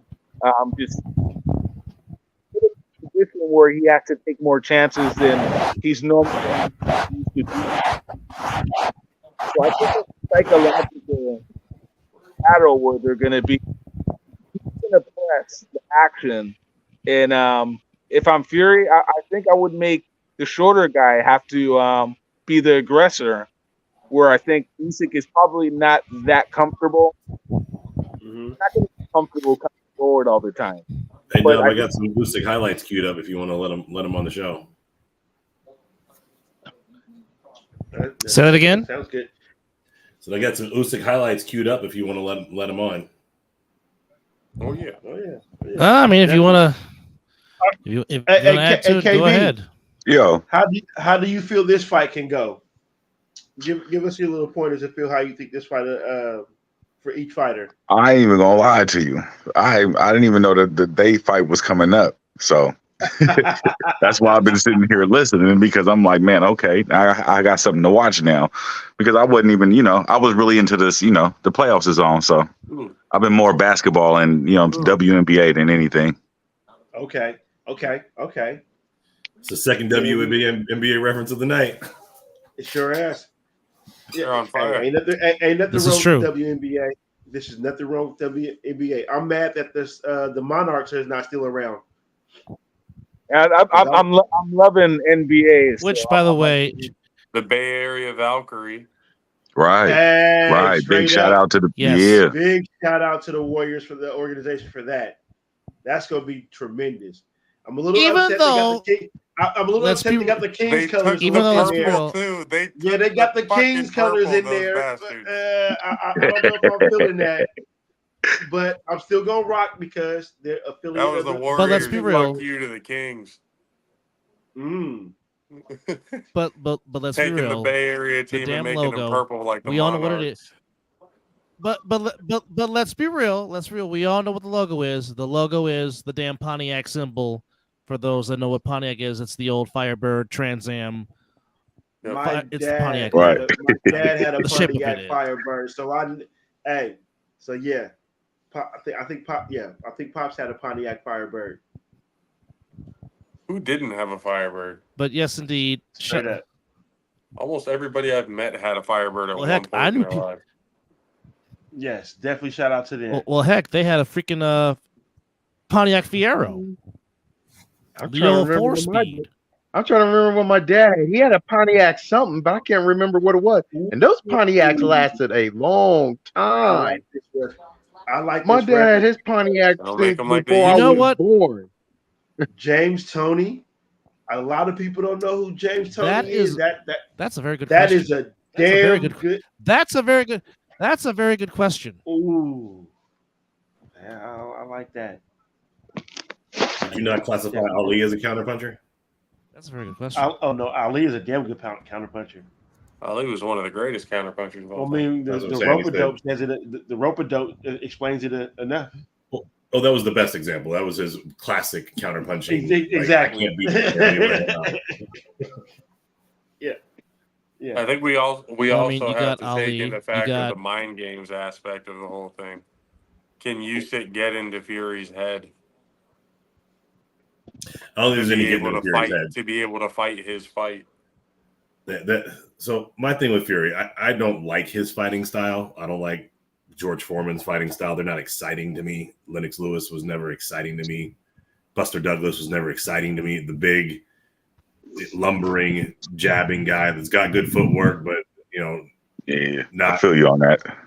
So by default, I root against those guys. Those guys are super effective against guys who are looking to get off. If you can just stand back and destroy them for 8-9 rounds by picking them apart with a solid jab, and that's what Fury's got. So I love his chances. It doesn't excite me. I'm always rooting against him. I think Usyk's best asset in this fight is the fact that he's left-handed, because that's something that's going to give Fury problems just because of the angle. So You said it best earlier. That was a great breakdown because guys who are lefties spar against right-handed guys every day and have their entire career. So they understand the angles. They've been fighting those angles their entire boxing career. Whereas a righty, you got to bring in lefty guys to practice against while you're in this camp, and you work on those angles, but it's not instinctual. Yeah, that's true. And but the thing with Fury is he can fight left-handed also. He can fight either orthodox stance or left-handed. So that might be He's something not that comfortable in it. He can, but he's not comfortable in it. But you might just see that at some point, just to maybe to keep Usyk's hands in his pocket at some times, to maybe confuse him a little bit, because Usyk's hands are a lot quicker than Fury. So that's an advantage that he has. The fact that he's a guy that fought, I think, in amateurs. I believe he fought Sean Porter in the amateur. So he's used to fighting smaller guys. So as far as speed and reflexes, he's gonna have the better reflexes, better quickness. But I just think the size and the height is gonna be it's gonna be a little bit too much. I think he's gonna have his moments, but I'm sure I could be wrong. I mean, it's definitely an intriguing fight. I just don't know how he's gonna because he's not a knockout puncher. Plus he's not that young either. I mean, he's older than Fury is, so has less fights, less wear and tear, obviously. But that it's just hard for me to pick Usyk to win the fight. But the way he looked against Francis Ngannou, I mean, if you picked Usyk, I mean, I wouldn't be mad at you for that. What's the height difference between the two? I think Usyk's about. I mean, Usyk's not a small weight. Yeah, I mean, he's about 6'3", 6'4", and Fury's about a good 6'7", 6'8", 6'9". So I mean, 6'9". He just got to find his range. If he can get it within the range and let his combinations off, and he can get his shots in, I will be looking for that uppercut if I'm Tyson Fury. If you see Usyk getting a little brave, getting in there, he could get caught with one of those uppercuts.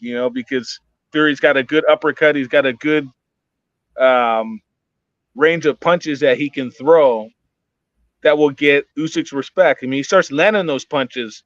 See, the thing is, when you start landing shots, that makes the guy a little bit reluctant to jump in, to want to get there.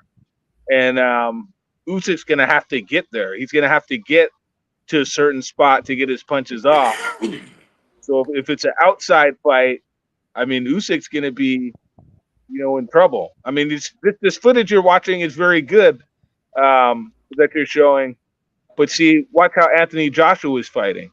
Anthony Joshua was not jabbing. He didn't have a great jab. And to be fair, when Anthony Joshua and Usyk fought, Anthony Joshua went through a period of time where like a 2-3 fight period where there was a real concern on whether or not he was going to be fighting anymore. He just didn't look like he had it anymore. Like everyone was just, what the hell is going on with Anthony Joshua? Yeah, it just nobody could understand what the hell was going on with his career. But then kind of turned it around after the Usyk fight. I think it was after the Usyk fight he started kind of getting everything together, and now he's back in shape to be able to get these types of fights. But I think Usyk is very much capable and can use that speed against Fury. Dance around him if he has to. Catch him with something at an awkward angle that Fury isn't used to. Well, but you have to remember too is Anthony Joshua. He started boxing late, so he didn't have like really a big amateur career. You could just tell he had no clue how to fight a southpaw. He was, I mean, he seemed lost. Tyson Fury, he knows how to use his height. He knows how to fight on the outside a lot better than Anthony Joshua. Anthony Joshua is tall, but if you ever watch Anthony Joshua's fights, he's not an outside fighter. He's a mid-range fighter. He fights he doesn't fight in the pocket, but he fights at mid-range. And the problem when he was fighting Usyk has much quicker hands than Joshua did. And for some reason, Joshua didn't have a killer instinct in those fights. Once he started getting hit, he was very reluctant to let his hands go. And he let Usyk kind of dictate, a lot of the fight. And then you kind of saw, I think it was the first or second fight, I don't remember, but Anthony Joshua landed a couple good body shots that we all know Usyk doesn't take body shots all that well. He hurt Usyk with a body shot, and he went away from it. He didn't keep throwing it. I mean, his boxing IQ is not like Tyson Fury. Tyson Fury has a much better boxing IQ than Anthony Joshua. So you're comparing the two, but obviously Joshua, he gets confidence when he's landing his punches, but when he's not landing shots, it's like he gets lost. He doesn't know how to make adjustments. Mm-hmm. And the boxing IQ of Tyson Fury to me is much higher than Anthony Joshua. Is that a fair assessment there? Or I mean, Tyson Fury, Anthony Joshua, like, to be honest, like I don't think it's so much fighting IQ, because these guys wouldn't be at the world-class level fighting for championships in the first place if they didn't have that fighter's IQ. No, so I think I mean there is a high level of it, high level of training, high level of everything that goes on to it. It's just Fury, he's so much bigger than everybody else. There's nobody bigger than Tyson Fury. He is 6'9", 280, 290 pounds. Like nobody's prepared for that. So you have a high boxing IQ, being able to box, being able to be on the outside in that big of a frame. That's insane to deal with. The IQ is there, sure, but I think the only thing that really Tyson Fury has that gives him the biggest advantage is the fact that his size is ridiculous, and he's apparently cheating with his gloves. But that's a whole another story that goes on with that. But I mean, I Love don't it. think you How, need to Well, cheat when very you're that quickly. fucking big. I don't, nor should you. But Good night. I'm Night not night. there. You're not How is he wrong. cheating with his gloves? Because I've heard people say that, but I'm not really understanding. so he is basically the glove itself. Instead of the part that's around to be his wrist, it's actually a little bit higher. So the actual padding itself is a lot looser when he throws.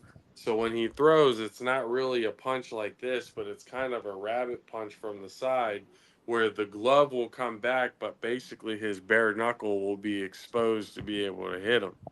That's what Deontay Wilder was complaining about. He was showing Yeah, footage I of it and don't. everything. You can see the I whole. don't know if I believe any of that stuff. I mean, if you're so when you go to a fight and when you get the glove put on Hmm. and you put the tape on the glove, Hmm. the inspector's there, the other corner is there to inspect how your hand is being wrapped and how the glove is being taped. So if something there that's going on is, I guess you would say, illegal, like you're saying, that's an How does ineptness from the corner of the other team because they're not wrapping anybody's hands blind. The other team is there. The inspector's there to make sure that everything is on the up and up. The inspector is really kind of a BS, but the other team is there to see the guy's hands being wrapped. If they have any objection to that, they can make the person's hand be rewrapped.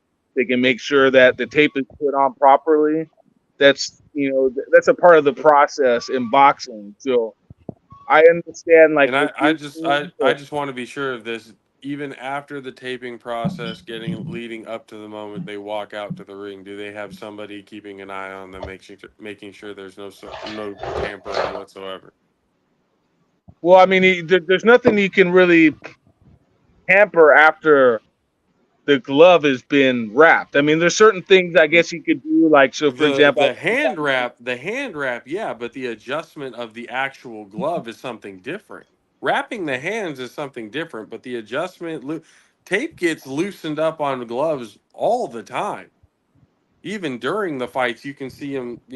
Sometimes tape is coming off the gloves. They have to kind of rewrap it a little bit, but it is not out of the ordinary for the glove to be able to be adjusted some way, shape, or form because it gets loose.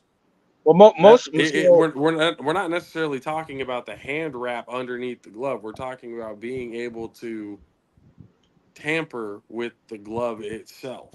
so That's what most, the whole most point so was. the majority. So I'm gonna break something down for you guys if you understand boxing. So the majority of the gloves that boxers wear in boxing, the padding inside of a glove is foam, unless you're wearing Reyes gloves. So you guys heard of Reyes gloves? Yes. So Reyes I have, glove yeah. is a horsehair that's inside of the glove. So the horsehair maybe can be somewhat manipulated inside the glove, but most heavyweights do not wear Reyes gloves. You know why?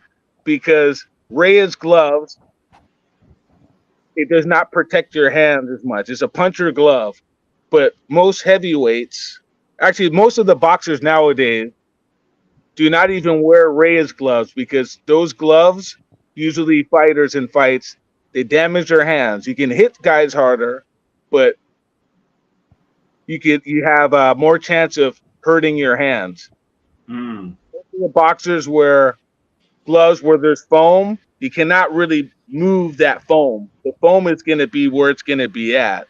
So these conspiracy theories that people throw out about um, how they're manipulating something in the, I mean, there's little things that you can possibly do. So if you're in the dressing room And we're also as if boxing has never cheated and But that's things the have never thing, though. happened in boxing and stuff. That shit has happened all the time It still happens. in every era. Some sort of Yeah, shit like that has Fury happened. probably not even putting his hand in the glove all the way when they putting it on. Well, yeah, we're talking about Fury, and you got that whole thing that y'all going back to. But during the whole process of going through when the fighters are doing their thing, they always have an official right there, even in the backstage, watching everything. You know, watching them put on the gloves, watching every Right. single movement. Each fighter has like their own dedicated, like official, and so it's really tough. So the only time that if they were able to do something, either the official might be dirty or they try to slip something in between the rounds. But even during the rounds, if like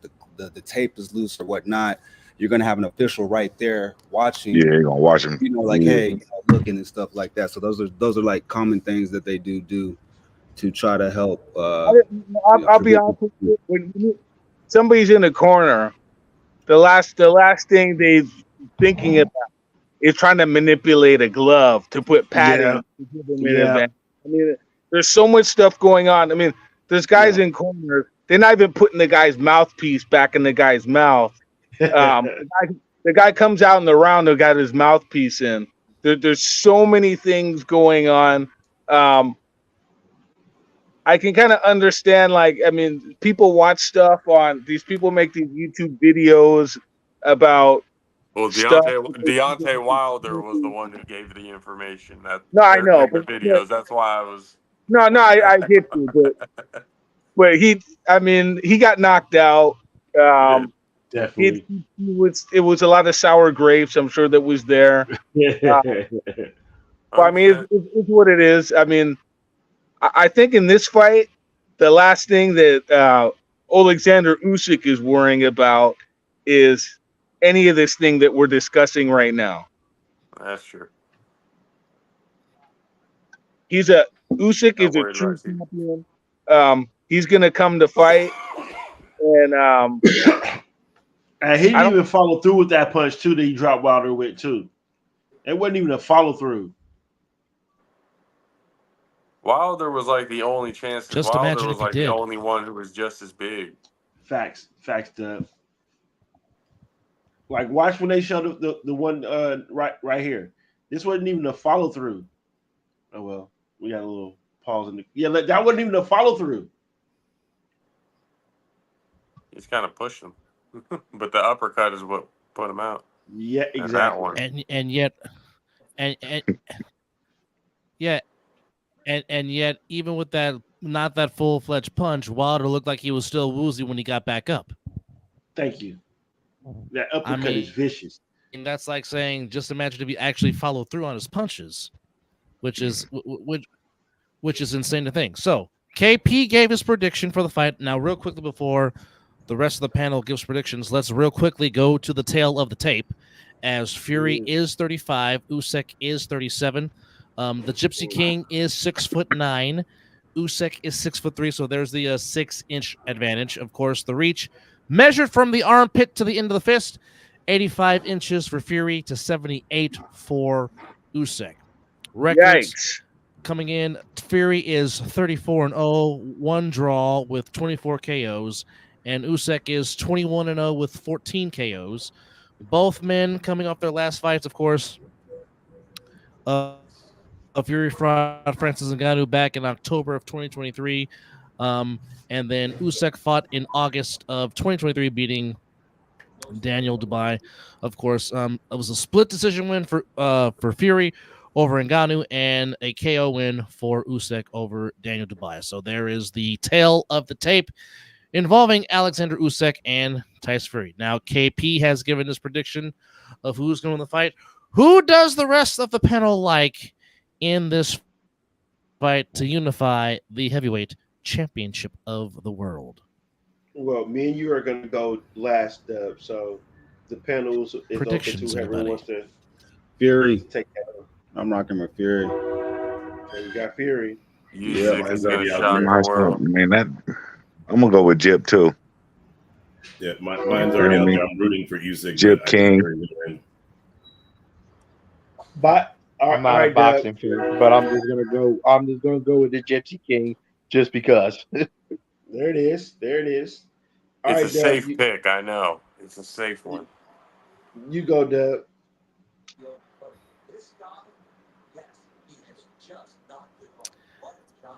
To quote a good friend of mine, Mr. Matthew Ryan, I want chaos. Usyk, let's go. I'm going with the underdog. I'm going full fledged Rocky Balboa. Hey, what's Why the odds the hell looking like not? though on that? What's the odds? What's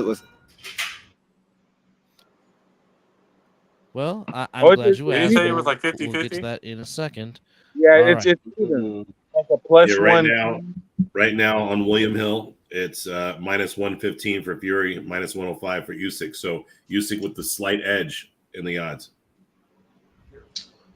Yeah, it's just, all the sports books are about Interesting. the same. So, Yeah. Yeah, they're about percentage because it's based on how much money goes down on all both right. sides. So I think Fury was the slight Okay. favorite. So for those that want to watch, Go ahead, Dub. Go for it, bro. no, I was just gonna say for those. No, I was just gonna say for those that want. I was just gonna say for those that are wanting to watch the fight, keep in mind it is coming from Saudi Arabia, which the start time will be noon p.m. Eastern Standard Time, which is 9 a.m. out here on the West Did you Coast say on noon p.m.? Saturday. Now you can watch it either on DAZN or ESPN.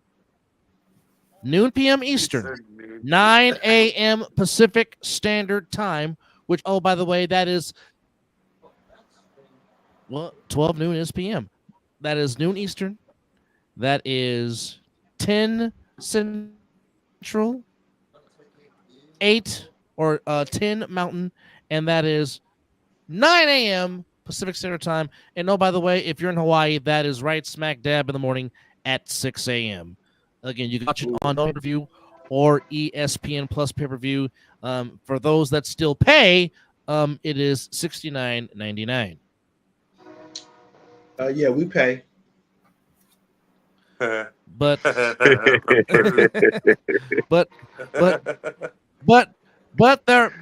there is one question I do want to ask, since we do have a nice, lovely, diverse panel, and I know KP, the last time he was on with me, as we had, talked about a little bit, but I just want to bring it up again. Is there a slight chance at all that boxing fans will finally get the fight that we want? And of course, we are talking about one Saul Canelo Alvarez taking on one David Benavidez. No. For the he middleweight said that championship quick. of the world. He said that quick. Bruh. David Benavidez already going up in weight class. He's giving up, bro. He tried to do everything he could do. It ain't, man. He didn't. He's already looking past that. He didn't try it, man. He been the number one. You know what I'm saying? It, he's been there, and Canelo ain't with it right now. So it's just. Hey, so that's I'm gonna bring. And I'm gonna bring something up, guys. Since you brought that up, that fight might happen, but I'm gonna bring something else up. I was on another buddy of mine's show earlier, and this just popped in my head. So this is what we might see next year in May. Tell me if I'm crazy. They didn't think I was crazy, but you guys might say I'm crazy. So, May 4th next year, Canelo Alvarez against Ryan Garcia. You think I'm nuts? Whoa. No disrespect, but wait, I don't see that okay, happening first, at all. Canelo. Okay, Ryan Garcia. So Ryan's gonna okay, fight first off, Tank that's like first what, before 3, that 4 at weight David classes Benavidez. That would mean Tank's gonna get Who, Ryan Canelo Garcia? soon. Yeah, Ryan Garcia called David Benavidez out. No, I said Canelo. No, because Tank. Tank. I asked you guys if you think I'm crazy. Off, no, you're not. I You're think not Ryan crazy. Garcia and Canelo is going to happen. I just don't think that Ryan Garcia can hang with Canelo. No, the question isn't about whether he can hang or not. You would be better off. You're not crazy. I mean, who want to really see that fight though? It's gonna be kind of like how Jamel Charlo was. You know what I'm saying? There might be retreat. Somebody wants that fight though. There might be a better chance. Yeah, you might have a better chance of seeing Cinnamon versus Bud than opposed to Garcia versus Cinnamon. I'll take that one. I'll roll with that one.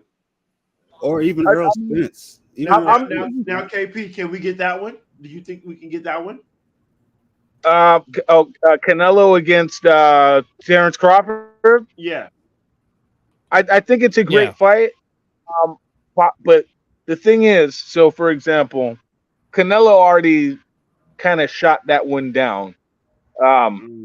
He said he was getting no credit, but Canelo fighting Ryan Garcia, people might shoot it down, but the thing is, people who know nothing about boxing at all, they will pay to see Ryan Garcia fight Canelo because they don't know about the weights and that kind of stuff. True, but what about when Canelo talks about he ain't fighting other Mexican fighters, even though they might not consider Ryan Garcia a Mexican fighter? To me, if the money is there and people think it's a legitimate fight, I'm not talking about people like us. You know, we're sports fans. So I'm not saying it from the aspect of we think it's legitimate, like as far as competition. I'm not talking about the competition wise. I'm talking about what will the public buy. And I think if that gets floated out there and people think it's legitimate, there's a lot of fans who might think it's legitimate because Ryan Garcia, he's not a world champion. He's not. He makes most of his noise, I guess you could say, off of social media. It might be something that people. So okay, I'm going to use this as an example. Mike Tyson and Jake Paul. Okay, we know that's probably not a legitimate real fight, but it's going to be a huge fight. Have it sanctioned that way. But I can't put that. But you can't like. I think that's still like different. You know, I don't like the Ryan Garcia and Canelo. If people are saying it's still kind of hard to see that they'd even make that happen. The only way that happens is if Ryan Garcia beats Tank. If Ryan Garcia beats Tank, then you might look at a possibility of that happening. But until that happens, it's a rumor at that point. Until that happens. I guess the question I was asking. So you're saying I'm nuts by even mentioning. Is that what you're saying? Maybe not nuts of the scenario, but a lot would have to happen for it to happen. It's a little wiggle in there. And at what weight class? What weight are they going to fight at? Also, what 168? It would have to be a fight at 168. I'll tell you that. Okay. When's the last time Ryan fought at a catch weight? No, I'm saying if they fight, they're going to fight at 168. So Ryan Garcia will move all the way up to 168. He'll get his ass whooped. Yeah, he's going to get knocked out. But people will pay. People will pay because most of the people who are going to pay, they'd have no idea about the weight and that stuff. But it's the two biggest names in the sport of boxing right now. And for Ryan Garcia to get knocked out against Canelo, it doesn't mean anything to him. That wouldn't hurt him. Yeah, that wouldn't hurt him at all. And I think they could sell it. So. I mean, I think they could sell it, but it's like, how likely would it happen, though? You know, that's the thing. I think it's very likely because I think it would be likely Canelo knocks him the fuck out just to prove a point to Oscar. But I can see Canelo. I can see Canelo getting other people though, and that's a good point. But I can see Canelo fighting other fighters and probably making more money. Like that. You know, like Canelo even would if be it was like dumb Earl not to Spence. fight Earl Spence Benavidez. would still be a big money maker. You know, they've been kind of quiet since he's lost to Bud. No. David Benavidez. Shit, I'll pay to see him fight Oscar. Oh, but what about David Benavidez? I bet you most of the people would pay to see Canelo and David Benavidez. I love that. Hey, Well, Mizzle. that's where the biggest payday would be. agreeing Right. with That's what everybody Mizzle. wants to see. I'm agreeing with Mizzle, but you know how much money Canelo is asking for to fight David Benavidez? Was He like asked for about 50 million. That's ridiculous. Yeah, something crazy. It's ridiculous. How That's much? something. It's something Yeah, crazy. it's just something crazy. It's something crazy. Yeah, it Yeah. was ridiculous. So- Like, it's out was of it the pocket. percentage or was it the money? Like, what was the money? No, he wanted $200 million to, or 150 million to fight David Benavidez. And 150 million. You're not Benavidez Floyd. don't even care about the money. He just want to fight. Yeah, So then and that's what? the So then thing. what's the problem? So- They're gonna double that. They're gonna more than double that in profits. So what's the problem? It's Canelo. It's Canelo. But who's putting up the money though? Who has to put up the money? You know what I'm It would saying? be yeah. Who's gonna put up the money for the fight? To me, it doesn't really matter. He put up a number so high that basically it was like, Yep. well, It'll never happen. Right. yeah. So that's why I'm bringing up this scenario for you guys to say, am I nuts for thinking I never about said it? you're nuts. I just don't see it's happening. It's just kind of challenging to see that happen. I see it. The fact that we're even having the discussion, in my mind, means that It means it can happen. Well, Yep. honestly, today the first time I ever heard that was when you bring it up, and That's the first I'm pretty time sure I've other heard people it. brought it up. You know, but I thought it was crazy when I was on the other show I was on before, and I just thought about it. I was gonna say, Dub, we were on the All Pros Jaffos talking with Hans Themistone and talking about all the things that he didn't bring that up at all as something that would be in even close to the No, he being did talked about. There's so many things that need to be talked about before that could even be a flicker in somebody's mind. but you are right. It would be definitely There's a a lot of people would have like it would draw a lot of attention. It would. I agree with It's that. just because of Ryan Garcia's media. Well, that and then Canelo got all of Mexico. Exactly. You know, So so you that's bring gonna be huge. Mexico Yeah. in the media. I still think David Benavidez and would do it. Canelo will be bigger. I personally I think agree. that. They I think can would they be Mel- can bigger, sell even with that numbers. big time because Mel- apparently me Ryan and Garcia Dub- is shadow boxing for me and- Trump. So yeah, you can go Me do and that. Dub have been talking about that fight for a long time. Benavidez and Canelo will. It has to happen. It has to happen. I feel bad. I feel just don't bad for That's understand. where. Wait, Benavidez. That's where. I feel bad if you listen to how David Benavidez That's is where like, the I money tried is. everything. I tried everything. He's Yep. like, I got to go up and wait. It's like the dude is sad that the fight can't happen. You know, So that's- what's about the money? So It wait a wasn't minute. about Wait a the minute. money with him. Wait. The problem is Canelo is asking for. So when we're talking about putting up the money, when he's asking for 150 million, what does he mean? Like 150 million that's going to come from the total sales, the revenue? I Like think he where? What wants is that he? fight. He wants the 150 up front. Oh. KP, am I wrong? I think he wants just Well, I that. mean- Just Well, I to mean, fight it. if he's saying $150 million, that means it's $150 million guarantee. I mean, what else is he going to say? Well, that's what I'm saying. If he's talking about $150 million guarantee, if that's what Canelo's asking for, if I'm Benavidez, I'm like, yeah, we're gonna make way more than that at doing the back total end. revenue for the hype for the press conference. We're gonna make so much fucking money. We're not even get. You want just 150 million? All right, cool. Have 150 million. I'll take the other bit that we're gonna I about to think get. it's a lot behind it. It's a lot more than what they're saying. I think it's a lot. It's something. The obstacle to making the fight is not Benavidez. The obstacle to making the fight is Canelo. Whatever Benavidez wants is completely irrelevant in the conversation. Whatever Canelo wants, he's got to get for the fight to be made.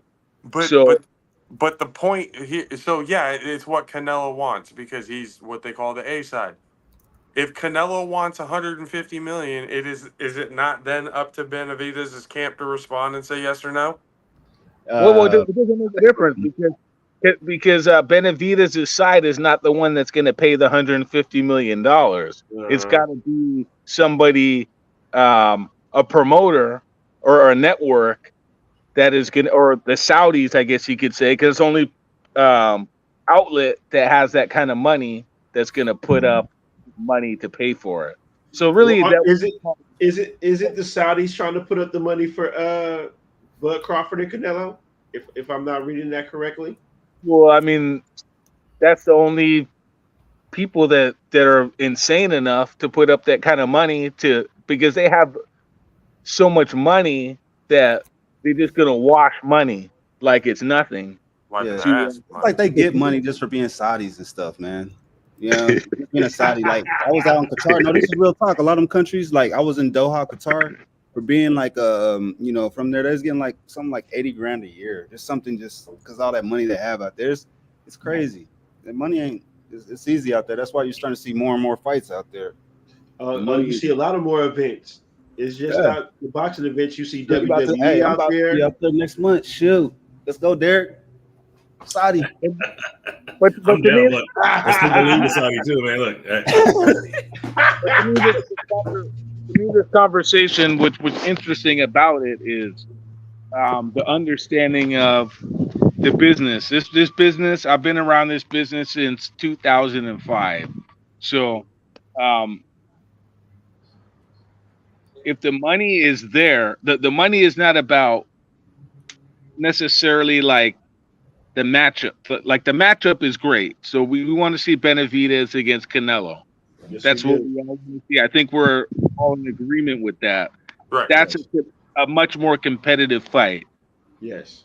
Ryan Garcia just went and fought Devin Haney. There's disputes on what the pay-per-view buys was on that fight, but that was a huge hit.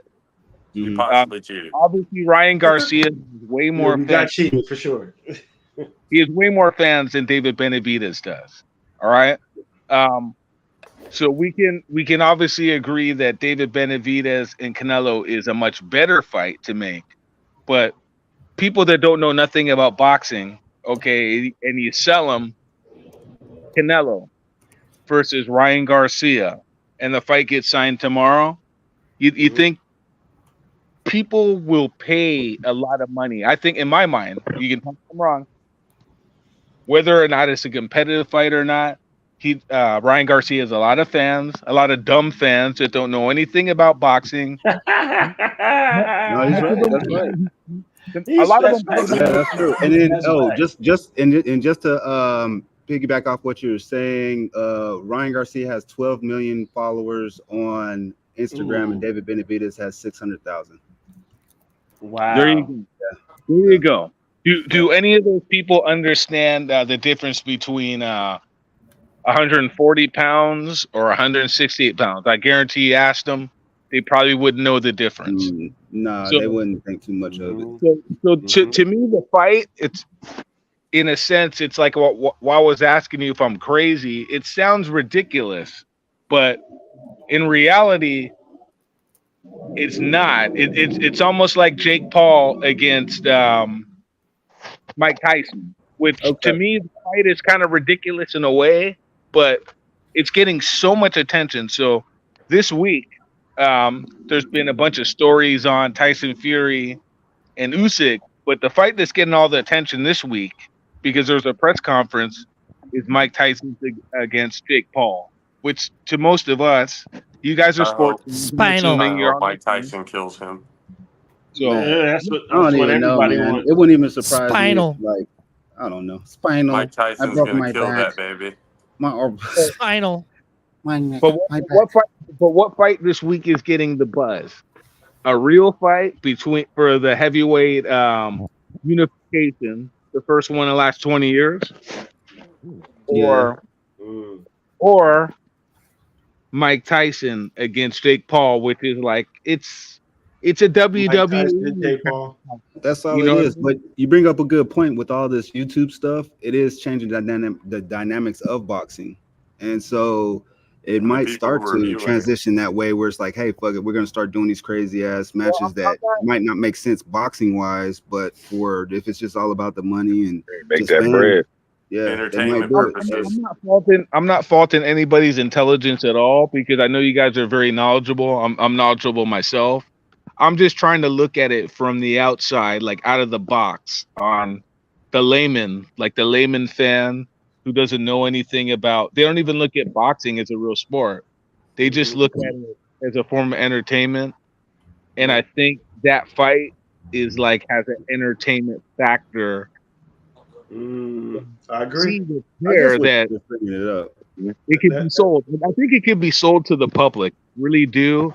I might be wrong, but who knows? A year from You're now, right. you It can might get be sold to the public because there's so many different things you can say about it. You know, like even with just selling it, period, them fighting, and then Ryan's too small, the experience, and then the big name. So I think you're right. Are you in Vegas? Where you, I where you, haven't lost.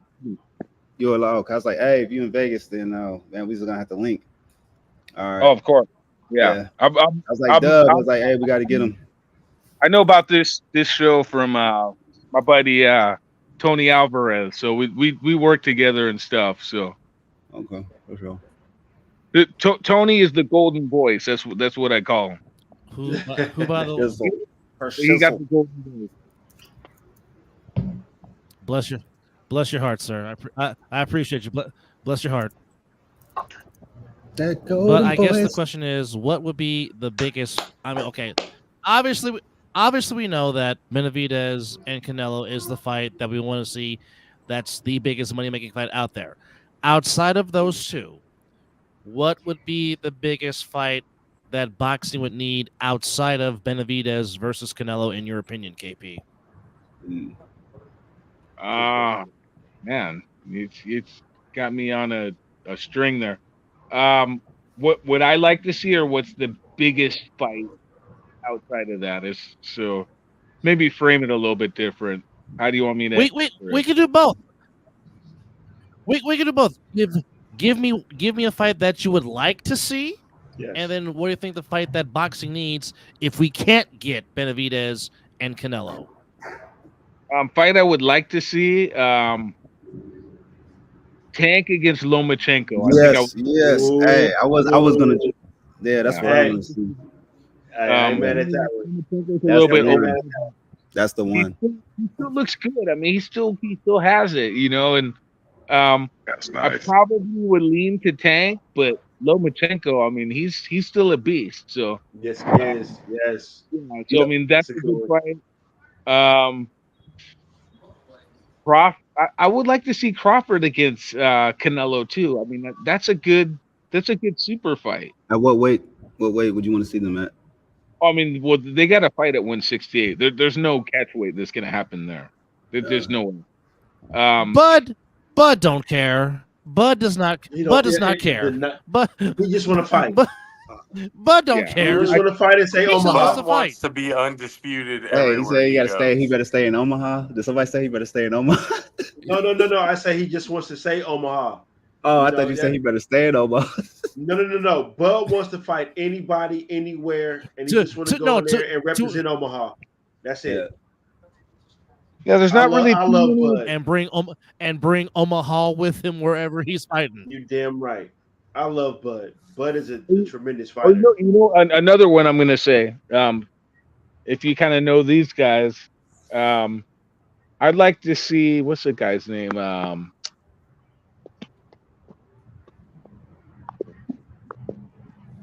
You guys still there?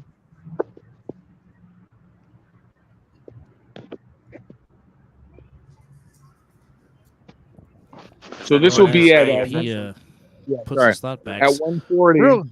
I would like to see there's this 140 pounder named Subriel Matias. I don't know if you guys know of him against what's the other bowling ball? Heard of him? Guy? Yes.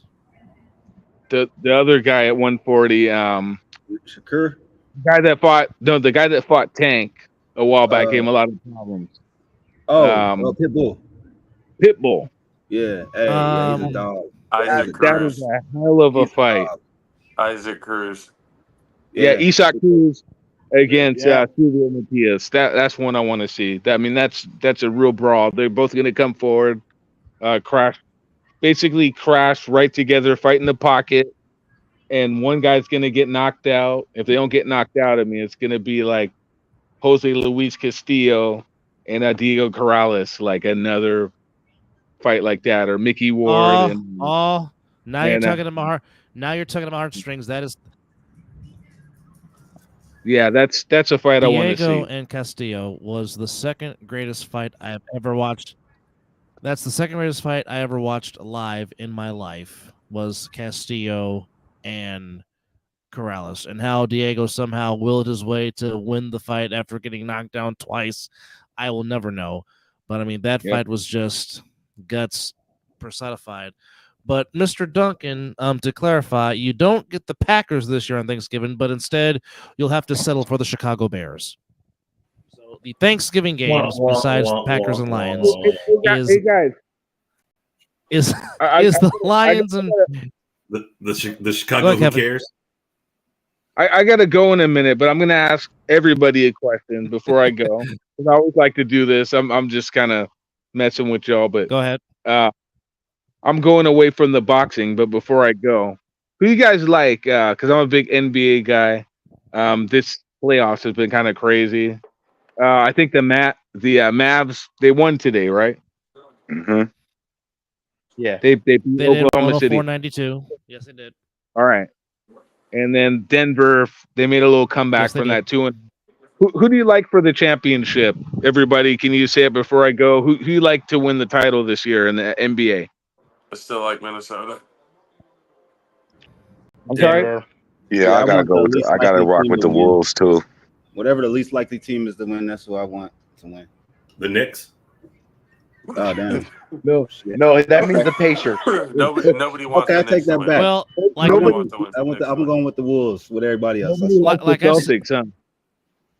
I'll like never like pick I the Celtics. said, I will never, the ever, NBA ever, ever, fan ever, in me ever, ever pick the would Celtics. the Anthony Edwards is a dog. the That's Michael NBA Jordan's fan in me second son. wants. That would be what the. Here we go. Here we go. Jimmy Butler's younger brother. He went there. No, the fan in me.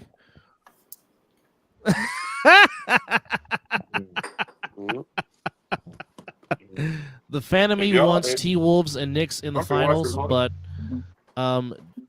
just the way Jokic has awakened, Yep. I see Denver repeating. I just do, because I don't think Boston has and plus, and here's something that's not being pointed out.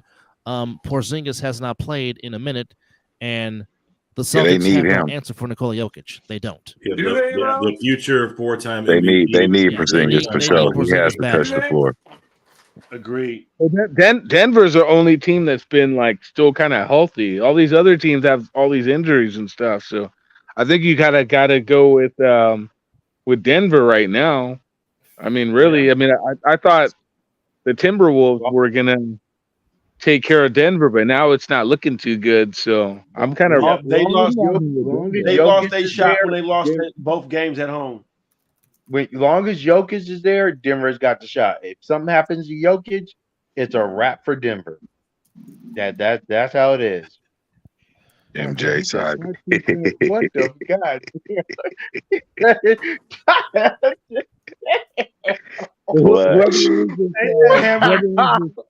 Dub, is that Hammer?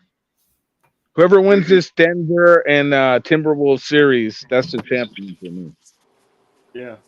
This is a championship going on to me. I ain't gonna go that far.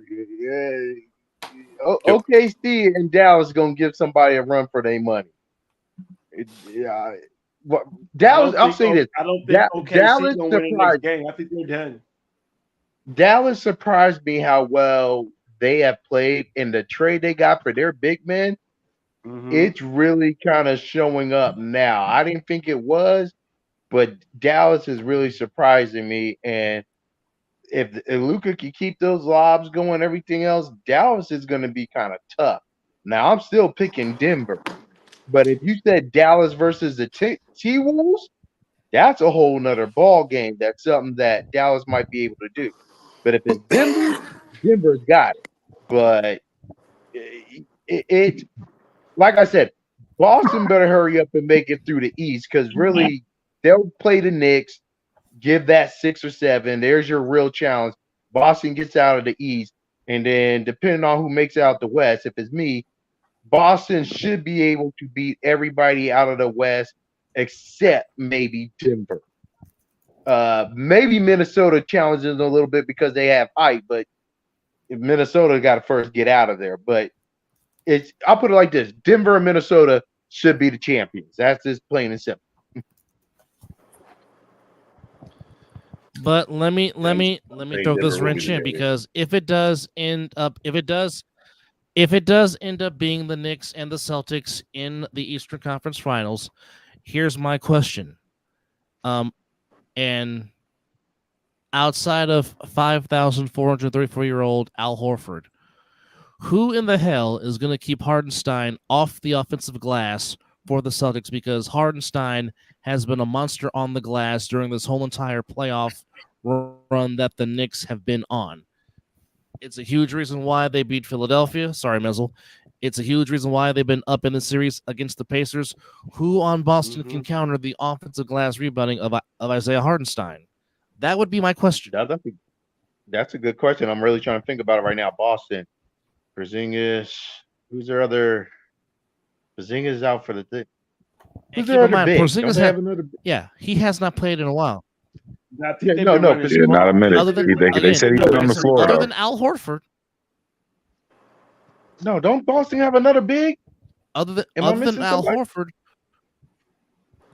Oh shit! You're thinking of the guy that played with him last year. He got hurt. The German. Williams. Yeah, don't they have him? Eric Williams. Yeah, no, not him.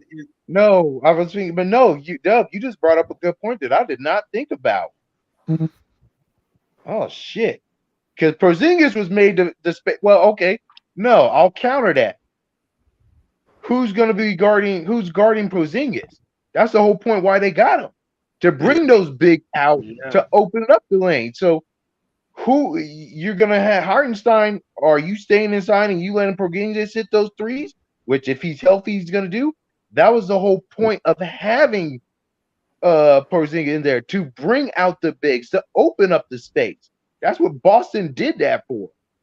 So Hartenstein, you're gonna choose Hartenstein. Okay, get your offensive rebounds if there is any offensive rebound. Because my big over here, and it's not like Porzingis is just doing corner threes. No, I'm going out here in the front. I'm going out here in the lane. I'm moving you guys outside. So now your bigs of New York have to cover. You have to be on the outside. So that's kind of the counterpoint. That was the whole thing why they got beat last time, because Bam Adebayo tore their ass up.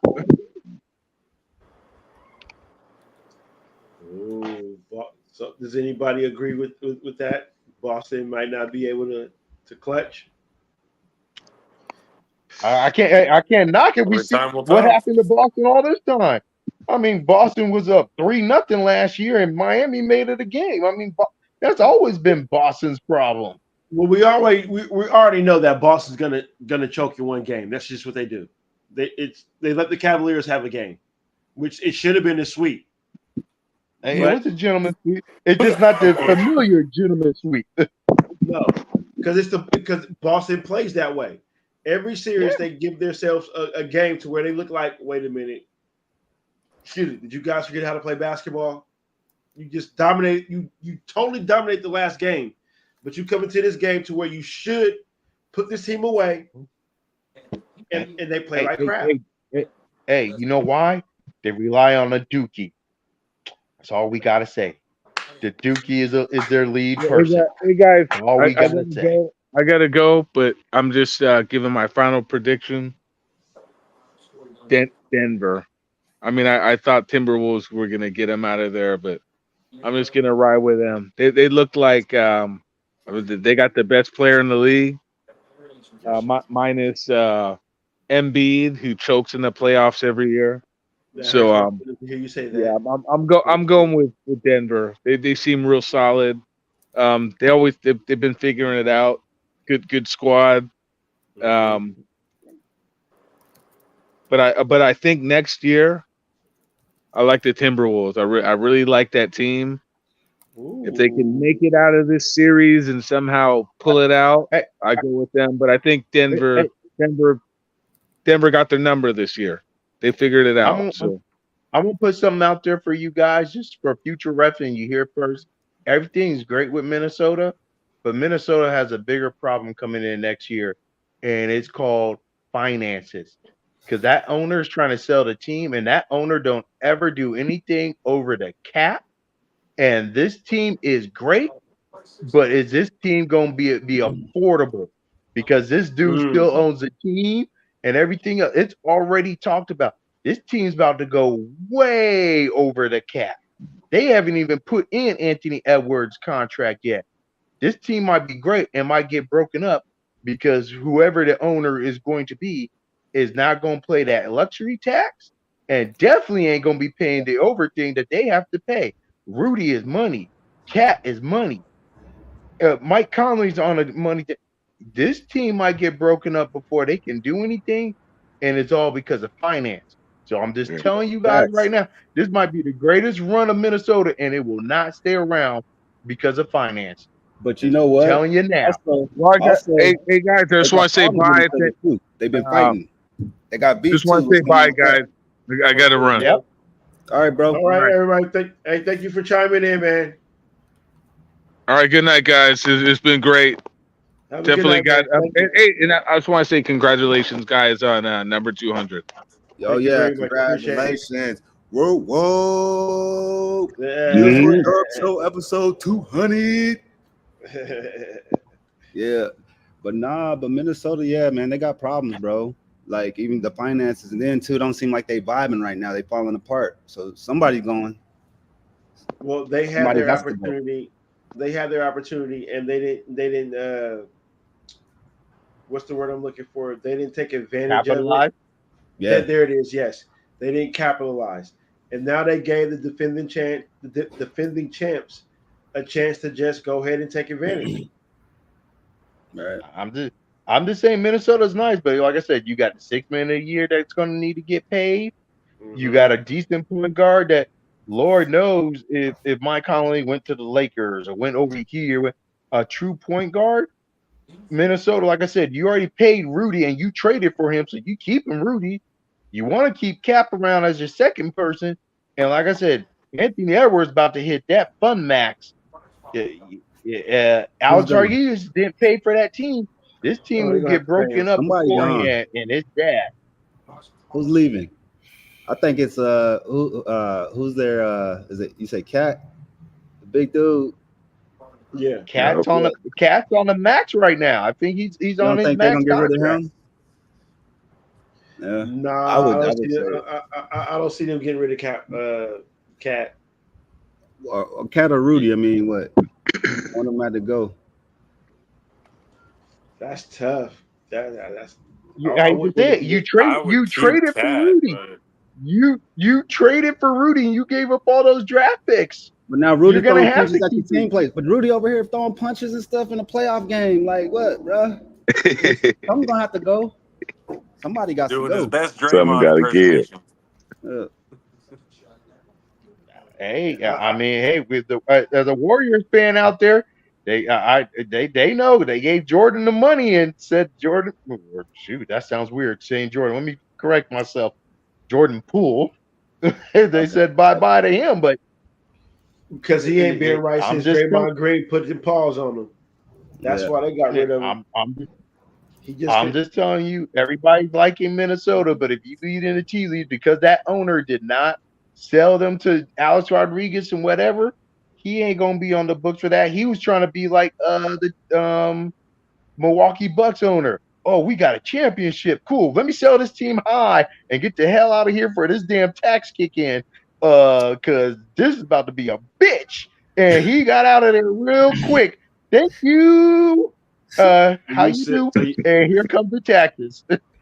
So you saying he took the Pete Carroll way, saw something coming and got the fuck up out of Dodge, huh? Sure did. He got that. He can't say, "Hey, I got you a ring. Here you go. I'm out of here. Give me my billions, and you deal with all that luxury tax and second-hand tax and all that other shit that you can't financially move out of." Glenn Taylor's been trying to sell the Timberwolves for 10 years. Ain't nobody buying. And right now they're probably at the high. But then no one can afford it because what's coming down the line, $500 $5 billion for this team. Great, you sold them. Now here comes all the luxury taxes you got to deal with. Here's an extra $2 billion you got to pay for. What? What? There's going to be some problems. There's going to be some problems. I cannot believe I posted. I'll let this allow. The Lakers are winning next season, guaranteed. Who the fuck said that? No. As a backup Lakers fan, as a backup Lakers fan, I am saying I agree. They will be back-to-back in-season champions, in-season tournament champions, back-to-back. That's the other thing they winning. Yeah, I'm a backup Lakers fan. And go to Cleveland before them bodies break down. They're still good. Yeah, yeah.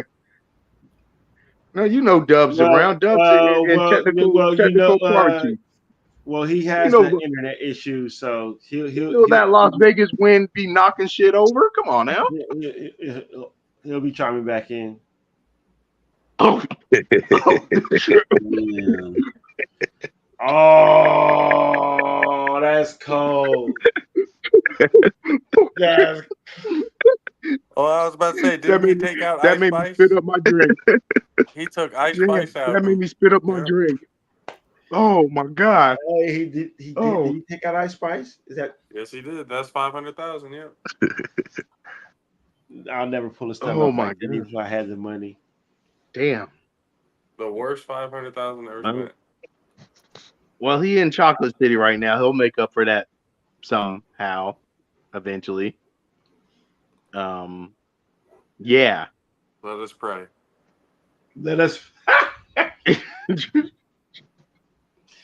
Hey, I still like the comment that Dub is not around for the 200. Oh, that is classic. But yeah, that's that. He still hasn't upgraded from the McDonald's Wi-Fi, huh? Yeah, we can clown all we want. I figured out his issue. His router is way too far from where he does his podcasting from. So I already sent him I already sent him hella things to get the booster. Haven't you learned from our broadcast? Are we everything we've been through? It's time for Dub to get a home studio set up. Like he dropped off and he's commenting now. That's crazy. Yeah, he's like, "Hey, I'm here with you guys." Shout out to Dub Deuces. Hey, you know what? It's perfect. This is the 200 episode. It wouldn't be an episode without somebody having some fucked up technical difficulties. That's the best. This one, I'm definitely putting the star on. We didn't go to the McDonald's. We didn't go to the McDonald's Wi-Fi. We went to the Burger King. You said Burger King. We got Burger King across. Get the upgrade. Hey. So I'm gonna get my Whopper. Have it your way. Have it your way. Wi-Fi.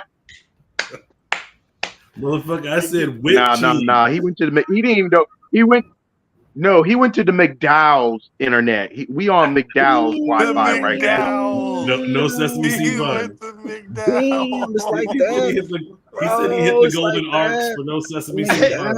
Let Joe. That's like a 56K home. Damn, man. Yeah, you gotta do my dude like that. Whoa. Hey, that's some horrible internet. Ooh. Oh. Hey, at this point, he's That's just so glow. Glow. Just let your soul glow. With the Tookie shining through, just let it shine. Woo! That boy got some good hair. Boy got some good hair. That boy good. That boy good. Damn. The AOL with the CDs. I heard AOL. I haven't heard AOL in a long time.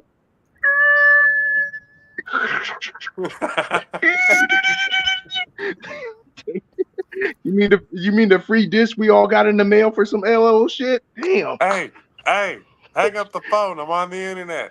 Hang up the phone. Hey, you be in deep conversation with somebody. You had to have the double lineup for the internet and the phone. God damn. And trust me, I know because my family did it. I was there. I know it. Not net zero. Damn. Okay. There's that net zero. Damn. So I'm putting the star on that one. Net zero. This thing. So this is the clowning hour of the show, huh? Here it is.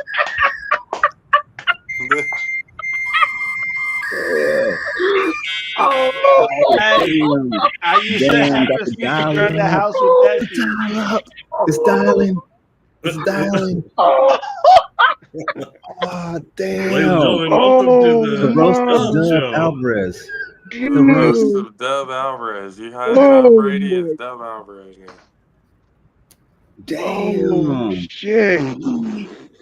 We really put the sound on. I just made the makeup shit, but we really did it. Damn. Quan just said Dub just got his very first color TV. Yeah. This show has turned into the roast of Dub's internet, and I love it. I'm here for it. Dub's still rocking the rotary phone. Hey, Dub, you gotta. What you want to do is you want to power down the system, Dub. You just take it, unplug it for like 10 seconds, and plug it back up. No, take it. No, you might as well blow it. You might as well blow into the fan, homie. Do the Nintendo shit. Just blow into the fan and see if that will work. At this point, hey, you gotta do something like this. Put your arm up right here. Hold your thing right here. You gotta get your shirt out. Hey, or just go get the aluminum foil. Oh shit! Put the rabbit here. What hand on top? Damn, We some ass on this 200 episode. That's how you end this shit. Shout out Dub. He's trying to figure out a way so bad to come back. Dub, that boy about to get on his phone, probably. Hey, at this point, he should have just got on his phone. Dude, shout out to Quan. He hasn't been using his phone the whole time? No. He has Cox is internet. killing him, bro. With a he said he's playing Oregon Trail, bro. Damn. He went way back to the Oregon Trail. He said he upgraded from Pong and he's got Oregon Trail now. It's awesome. Oh my god. Oh. You gonna let them do you like that, Dub? You gonna let them do you like that? You gotta get back in here. No, he's done. There ain't no way to come back from this. No, there's no way. Wait. At the Starbucks. Do you know how old you gotta be to talk about Oregon Trail? I think I just saw something where they're trying to make a game again. I thought I saw something like on Nintendo Wii or some shit. They're trying to remake that shit. No. Damn, they probably are too. That's oh my god. Dub get the game too. Oh, okay. Oh my god. Oh shit. Dub, you gotta get back, man. Yeah, but Flintstone Wi-Fi. Oh. Dude, he ain't even got the Jetson Wi-Fi. The Jetsons were able to fly. He ain't even got the Jetson Wi-Fi yet. God damn. Damn. Oh god. You got the party line. It's just crazy. No, we're on the party line right now. He's not even connected to that. All of the comments are going off on Dub's internet. Oh shit! So we gotta get the mystery gang. And like my internet would work if it wasn't for those pesky kids. Those meddling kids. Oh my god! Oh shit! Damn. There is no need to fear. Dub's internet is here. Dude, it must just be his area or something. Damn. Now we do it, Dr. Seuss. No, his internet from Hannah. Don't try to save him. And I love Dub that's playing along with it. Thank you. Yeah, right. Dub's like, I know how to shut this shit up. That's why I'm just tagging him in the comments. Oh, damn. Hey, oh my god! Ain't even. He's the co-host of the show in the comments. Why don't you sign off from your phone? Oh Oh my God! I'm The probably speaking waking up spell. half my family with this shit. He got every app open. Oh, Come on, he's got two of them. He got the dual screens. He got the speaking spell and the night bright right next to each other. Oh, damn! I remember that. The light bright, turn out the colorful magic light. Damn! You remember all those you commercials got back in the day? you I got had to like a Teddy theme song to Ruxpin this stuff. reading to him as well. Ah, Hey, while You we're got on to the Teddy subject, Ruxpin reading to him. did y'all all see the Tom Brady roast? I did Yes. not Oh, see he it. regretted I that did one. not see it yet. I I haven't need seen to it. I watch haven't it. seen it yet. Dude, I have Mizzle, not seen it yet. I need to watch that it. might be the best piece of television I've seen in 5 years. Oh Wow. wow. He said, You know, I seen That was something where he great. said he regretted doing it though. Yeah, he regretted doing it Because his because his kids ex-wife is now all pissed Yeah, off. because sensitive. they went after his they went after his kids and I'm his sorry. baby mama. Wait. The one who Wow. But wait, cheated with the jiu-jitsu instructor? Yeah, Yeah, that that lady. shit's Yeah, crazy. that lady. but Yeah, I don't give a fuck. my I don't question give a is fuck. though. I don't care. I don't Yeah. care. I don't give a Right. fuck. My Johnson, you know question what? is, It's all there. It's all on the Johnson, you know table. what? Fuck them kids. He said, "Fuck them kids, son." He said, "I told but you my what was thing gonna I is, don't happen." know what Tom Brady was expecting. It was a roast. What you think was going to that's happen? what I'm saying. You're Jeff about to, you Ross came came on a out with the roast. roast Jay Simpson jersey. The roast. Hey, I think the best line I heard of the night though was when somebody said that No fucking Drizzy. Jeff no Ross Drake. looked like a real live fucking operation dude. He does look like that ball motherfucker. Oh. Hey, hey, Who is your favorite one on there, Derek? Oh damn! You know, I mean, 3 hours of roasting Tom Brady was a long time. I think Nikki Glazer probably did the Damn, best. 3 hours.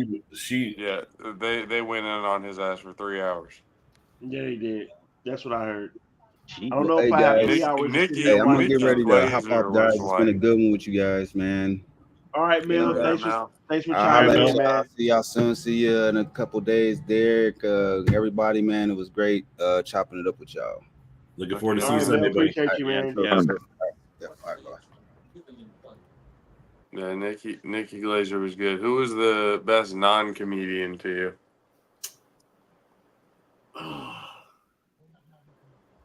Randy Moss's fucking canvas jacket. Well, you know all the non-comedians were fed lines, so you know the comedians got to help them out. No, I think Gronk was, because he started going off on his own, and the shit he went off on his own was so wild. Like, it was reminded me of Viking up in our fucking podcast. He said, "I wrote that shit too." When Nikki Glazer said, "Me know that's not real money," I was that was the best, dude. Me know that not real dying, money. dude. I was dead. Oh god. Oh, and his rebuttal was fucking amazing. I wish it was a little longer, but it was amazing. Yeah, it was good. You guys should all, if you haven't seen Uh-oh. it, go check. Oh, He there has he goes. returned Yes, from the please, Deb. past. Hey, He has now Deb, I come was to the trying to 20th help you, century. man, I promise. I was trying to help you. To be honest, I got to tell you, I might have to take responsibility for starting that whole thing with the I like McDonald's how he came back Wi-Fi. with the tinfoil hat, though. I apologize for what proceeded after that. Dub, I'm not apologizing. You know who the fuck we are in this crew. You know what happened, so I'm not apologizing for shit. Same.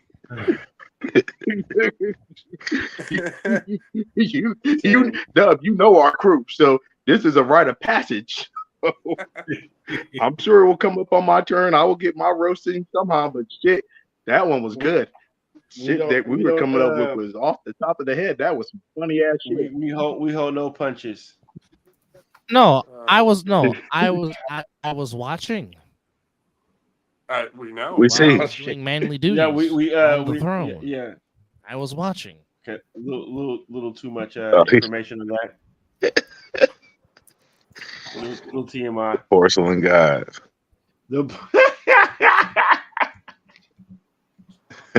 Damn you, 5'9". Damn you.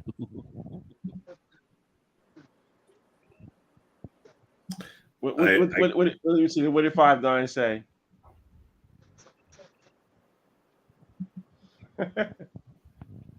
Actually, you know what? Oddly enough, I oh still my! have Hey, my long everybody had a cabinets Logitech, in my closet cam. as we speak. I'm sorry. I have a at my parents' house right now. There's a Logitech for sure. That's old school right there. That was also a rite of passage.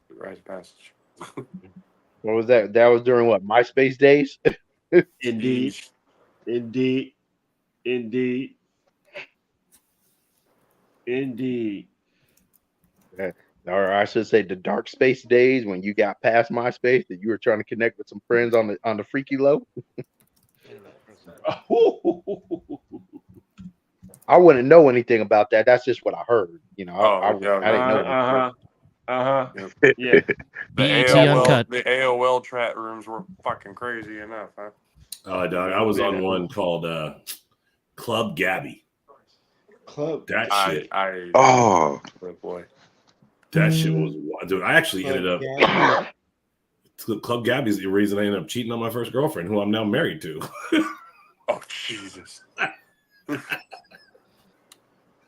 That is now out to the world to hear. Now I kind of want to hear the story. I don't know. Yeah, well, Right?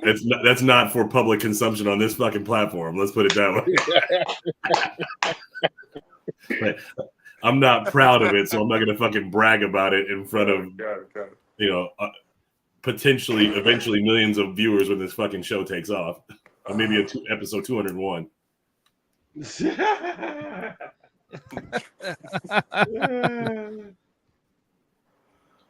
All right, real quickly, here is Yes, get us back on track. Schedule for You're Thursday. Get us back on track. You're a fucking professional, Dub. Here we go. Thursday night. Thank you, sir. Thursday night football on Amazon Prime Video. Here we go. So we got week 2. We have the Bills and the Dolphins in Miami. Then week 3, dear God, Jets and Patriots. Week 4, the battle between the Arlington Cowboys and the East Rutherford Giants in New Jersey. Why? Week 5, we got the Falcons and the Buccaneers in Atlanta. That'd be a good one. Hey, week 6, we got the Niners in Seattle against the Seahawks. Week 7, we have Broncos in New Orleans against the Saints. Week 8, we have Vikings and Rams in Inglewood. Week 9, we have the Texans and the Jets again. Week 10, November 7th, should be a good one. Cincinnati against Baltimore. Week 11, it's the Eagles and the Commanders in Philadelphia. Week 21, always a tough battle between the Steelers and the Browns. And on Black Friday in Arrowhead, Mizzle's beloved Raiders taking on the Kansas City Chiefs on Black Friday. And then week 16, Mr. Duncan's beloved Lions against the Green Bay Packers at Ford Field. And on my freaking birthday, week 15, Niners at home against the Rams. Week 16 is Browns and Bengals in the Battle of Ohio. And the final Thursday night game of the evening, it is the Seattle Seahawks against the Chicago Bears. And that is your Amazon Prime lineup with Al Michaels and Kirk Herbstreit. Ugly. Well, let me just say I'm happy the Lions only got one game on Thursday night. I fucking hate that, the way it affects their play. I'm about to say, you know how Thursday night is. They just trying to get some ratings. Some of those matchups might be nice.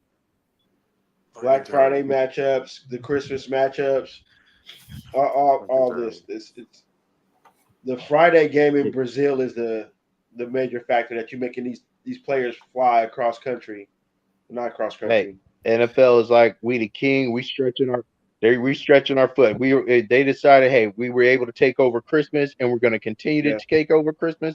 And guess what? All us NFL fans are going to watch it. I'm an NBA fan, fantastic, and I'm like, you really going to step on the NBA like that? And the NFL said, yes, we are. But and guess what? The if you're Niners are playing, your ass is gonna watch. And they right. I'm gonna watch. And NFL football is heroin to us Americans. Facts. Now you gotta go. It is blue magic. It's a It's a brand name. General Mills. It It's a brand name. it's heroin, crack, It's a brand name. fentanyl. All that. We hook. It's all of it. I can't even knock it. 100%. Mizzle, Dub, I gotta head All right. out. For the I love y'all. Yeah, They love you too, yeah. I'm brother. about to Thank you say for joining. Congratulations. appreciate as you, a JP. We 200 love you too, episode. brother. Thank you. I got to check out too. I got to get some Thank you, sleep brother. here. All Talk right, to y'all Dugan. later, guys. Appreciate you, All right, man. John. Love you. Thank you, Happy Steve. y'all. Appreciate you. Bye, guys. Steve, nice to see you, man. Yep. See y'all next time. 14-3. All Who are right. they losing to, Juan? 14-3. Well, Who are for the those three first L's? time this year in the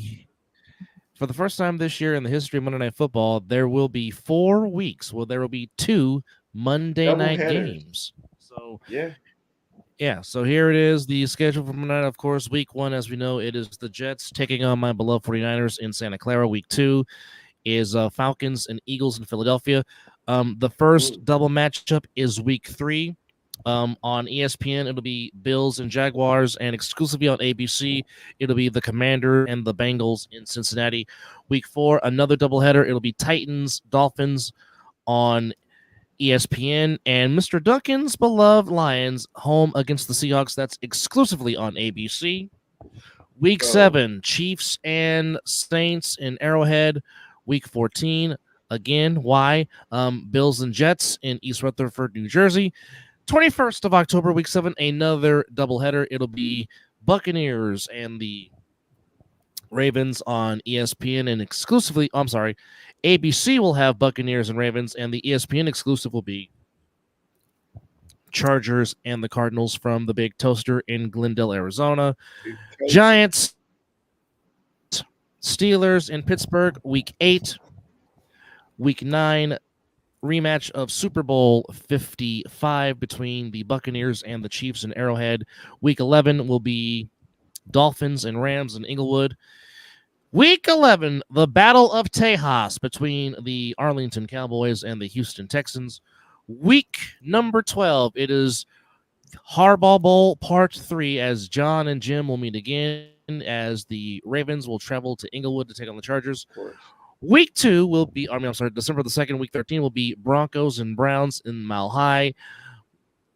Week 14, Bengals and Cowboys in Arlington. Week 15, another doubleheader. Bears, Vikings in Minnesota, and of course, that's the ABC exclusive. And then on ESPN, Mizzle's beloved Raiders taking on the Atlanta Falcons. December 23rd on week 16, it will Hope it's not be versus Michael Penix. Packers and Saints in Green Bay. And closing out December in week 17, rematch of this past season's NFC title game. Derek's beloved Lions traveling to Santa Clara to take on my beloved 49ers, and then the Monday night doubleheader on week 18 in January is to be determined. So that is your Monday night schedule on ABC, ESPN. Of course, you can catch the Manning Cast on ESPN2. That Niners-Lions game could be big at the end of the season. Big time. It could be for... It gives me Lions-Cowboys vibe from this last season. Oh, boy. Yeah, it could possibly that be game for, determined seeding in the where playoff. That game determined that the Lions went on the road after getting fucked out of that 2-point conversion. That whole situation was bad. It was, but yet the Lions found a way to get to the NFC title game. But wow, like I said, anything can happen when it's a special episode. Hey, be it as it may, you still got to the conference championship game. That's the point I'm trying to make. But nonetheless, like I said, anything can happen when you're doing a special episode, and we almost damn near went 3 hours. But thank you to everybody for chiming in the comments. Special thanks to, of course, Derek Duncan. Special thanks to Kevin Perry. Special thanks to Mel Carey. Special thanks to Steve Dugan. Special thanks to Kenny Brooks for chiming in. Special thanks to everybody for letting us be a part of your lives to help us talk sports. And thank you for finding us entertaining on this 200th episode of the Mizzle and Dub Show. And of course, our anniversary show is next month. 4 years. Mizzle and I have been doing this, talking about the wild world of sports and all points in between. Special thanks to Josh Pernado, the All Pro Joffos. Again, get their subscriptions up. Please get the subscription up. Thank you. Appreciate you, buddy. Appreciate and you. also get the other side of the ball. So please get those subscription ups. Yes, get them more up than they already are right now, because we is trying to get paid for real with the A7FL. And don't forget, week 7 of the A7FL coming up this upcoming Sunday at Matter Academy, which we have Sick With It against the Gold, OTT against the Force, and it will be Sick With It Pit Bosses, Force OTT, and Gold Insomniacs in the nightcap. And congrats to you, Dub. Two of the games will be on Game of the Week this week, so your golden voice will be heard around the globe for 6 hours instead of 3. Actually, 9 hours. Let's go.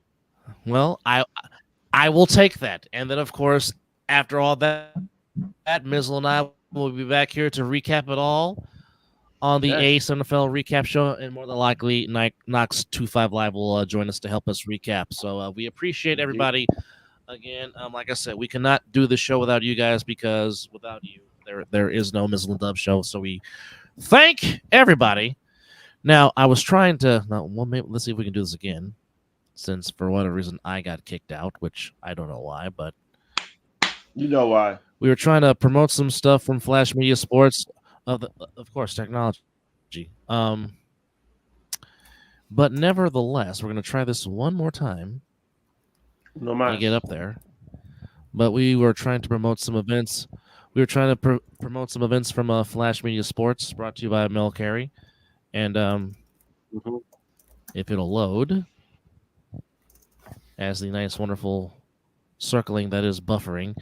So here we go. First event brought to you by Flash Media Sports.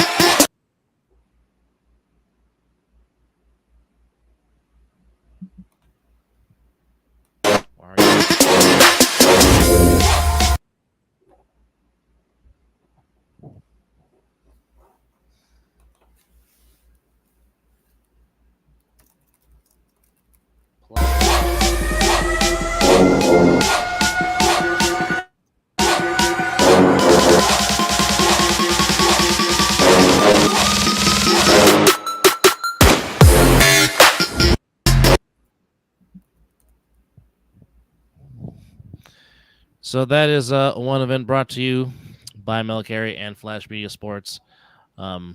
Appreciate Mel for sending us that info.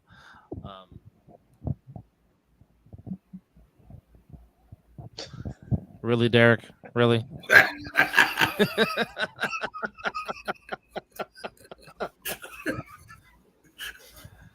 Oh.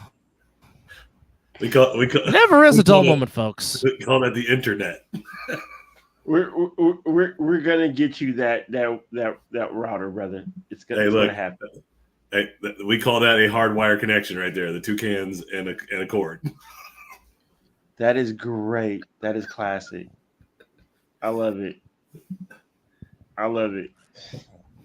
But Dub, once you get that extender, hit me up. We get you right. I sent the multiple extenders. Here's the next event brought to you by Flash Media Sports.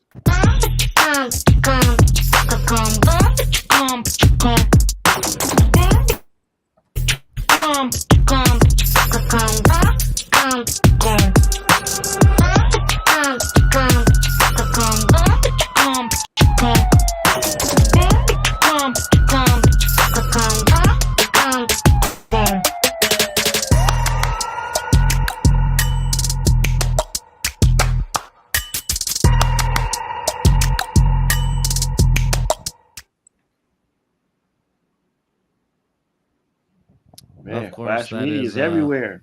Brought to you That is brought to you by Flash Media Sports. Now, just to give you more of what's going on with those events, here it is right here, folks. So we got live amateur boxing. It is called the Cool Down Throwdown, which is taking place in Arizona on June the 1st and the 2nd. If you want to purchase tickets, there you go. Just scan the QR code, and you can also scan to purchase the live stream, which we brought exclusively on Flash Media Sports. Of course, food, music raffles, and of course, good amateur boxing going down in the grand state of Arizona. And then the other event coming to you by way in Thailand. Oh, baby. All the way down in Thailand. Yeah, in the land of Sagat and Shadaloo for all you Street Fighter fans. Yes, indeed. We know that. For those that don't know. So here it is again. Here's this event that is coming to Thailand. If the dang buffering circle of death would stop it. But yeah, or this is more about the Cool Down Throwdown. Trying to utilize the whole thing. Okay, give me full. There you go. So it will take place in Coolidge, Arizona at Coolidge Youth Center, which is at 660 South Main Street in Coolidge, Arizona.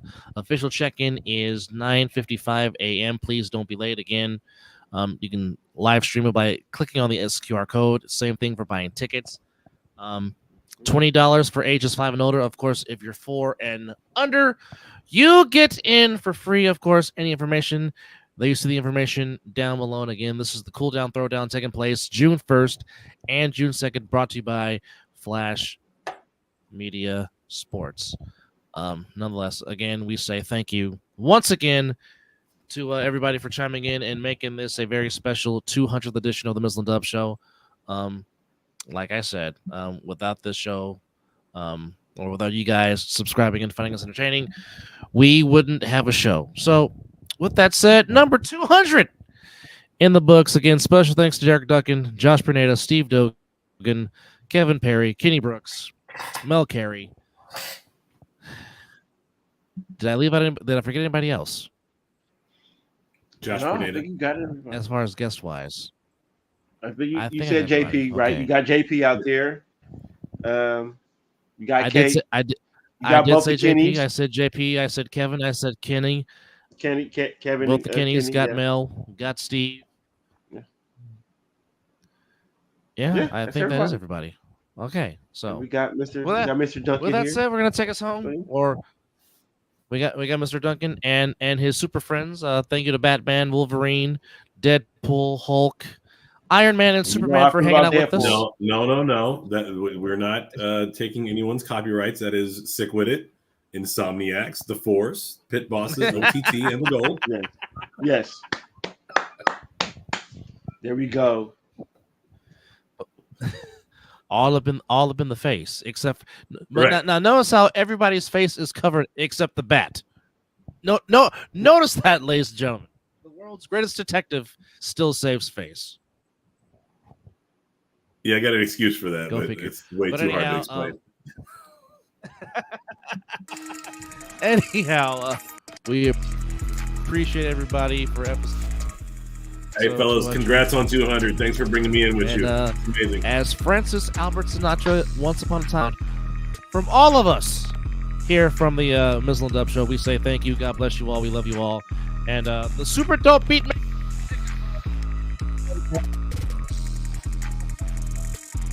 And you have been watching episode number 200 of the Mizzle and Dub Show. We appreciate y'all.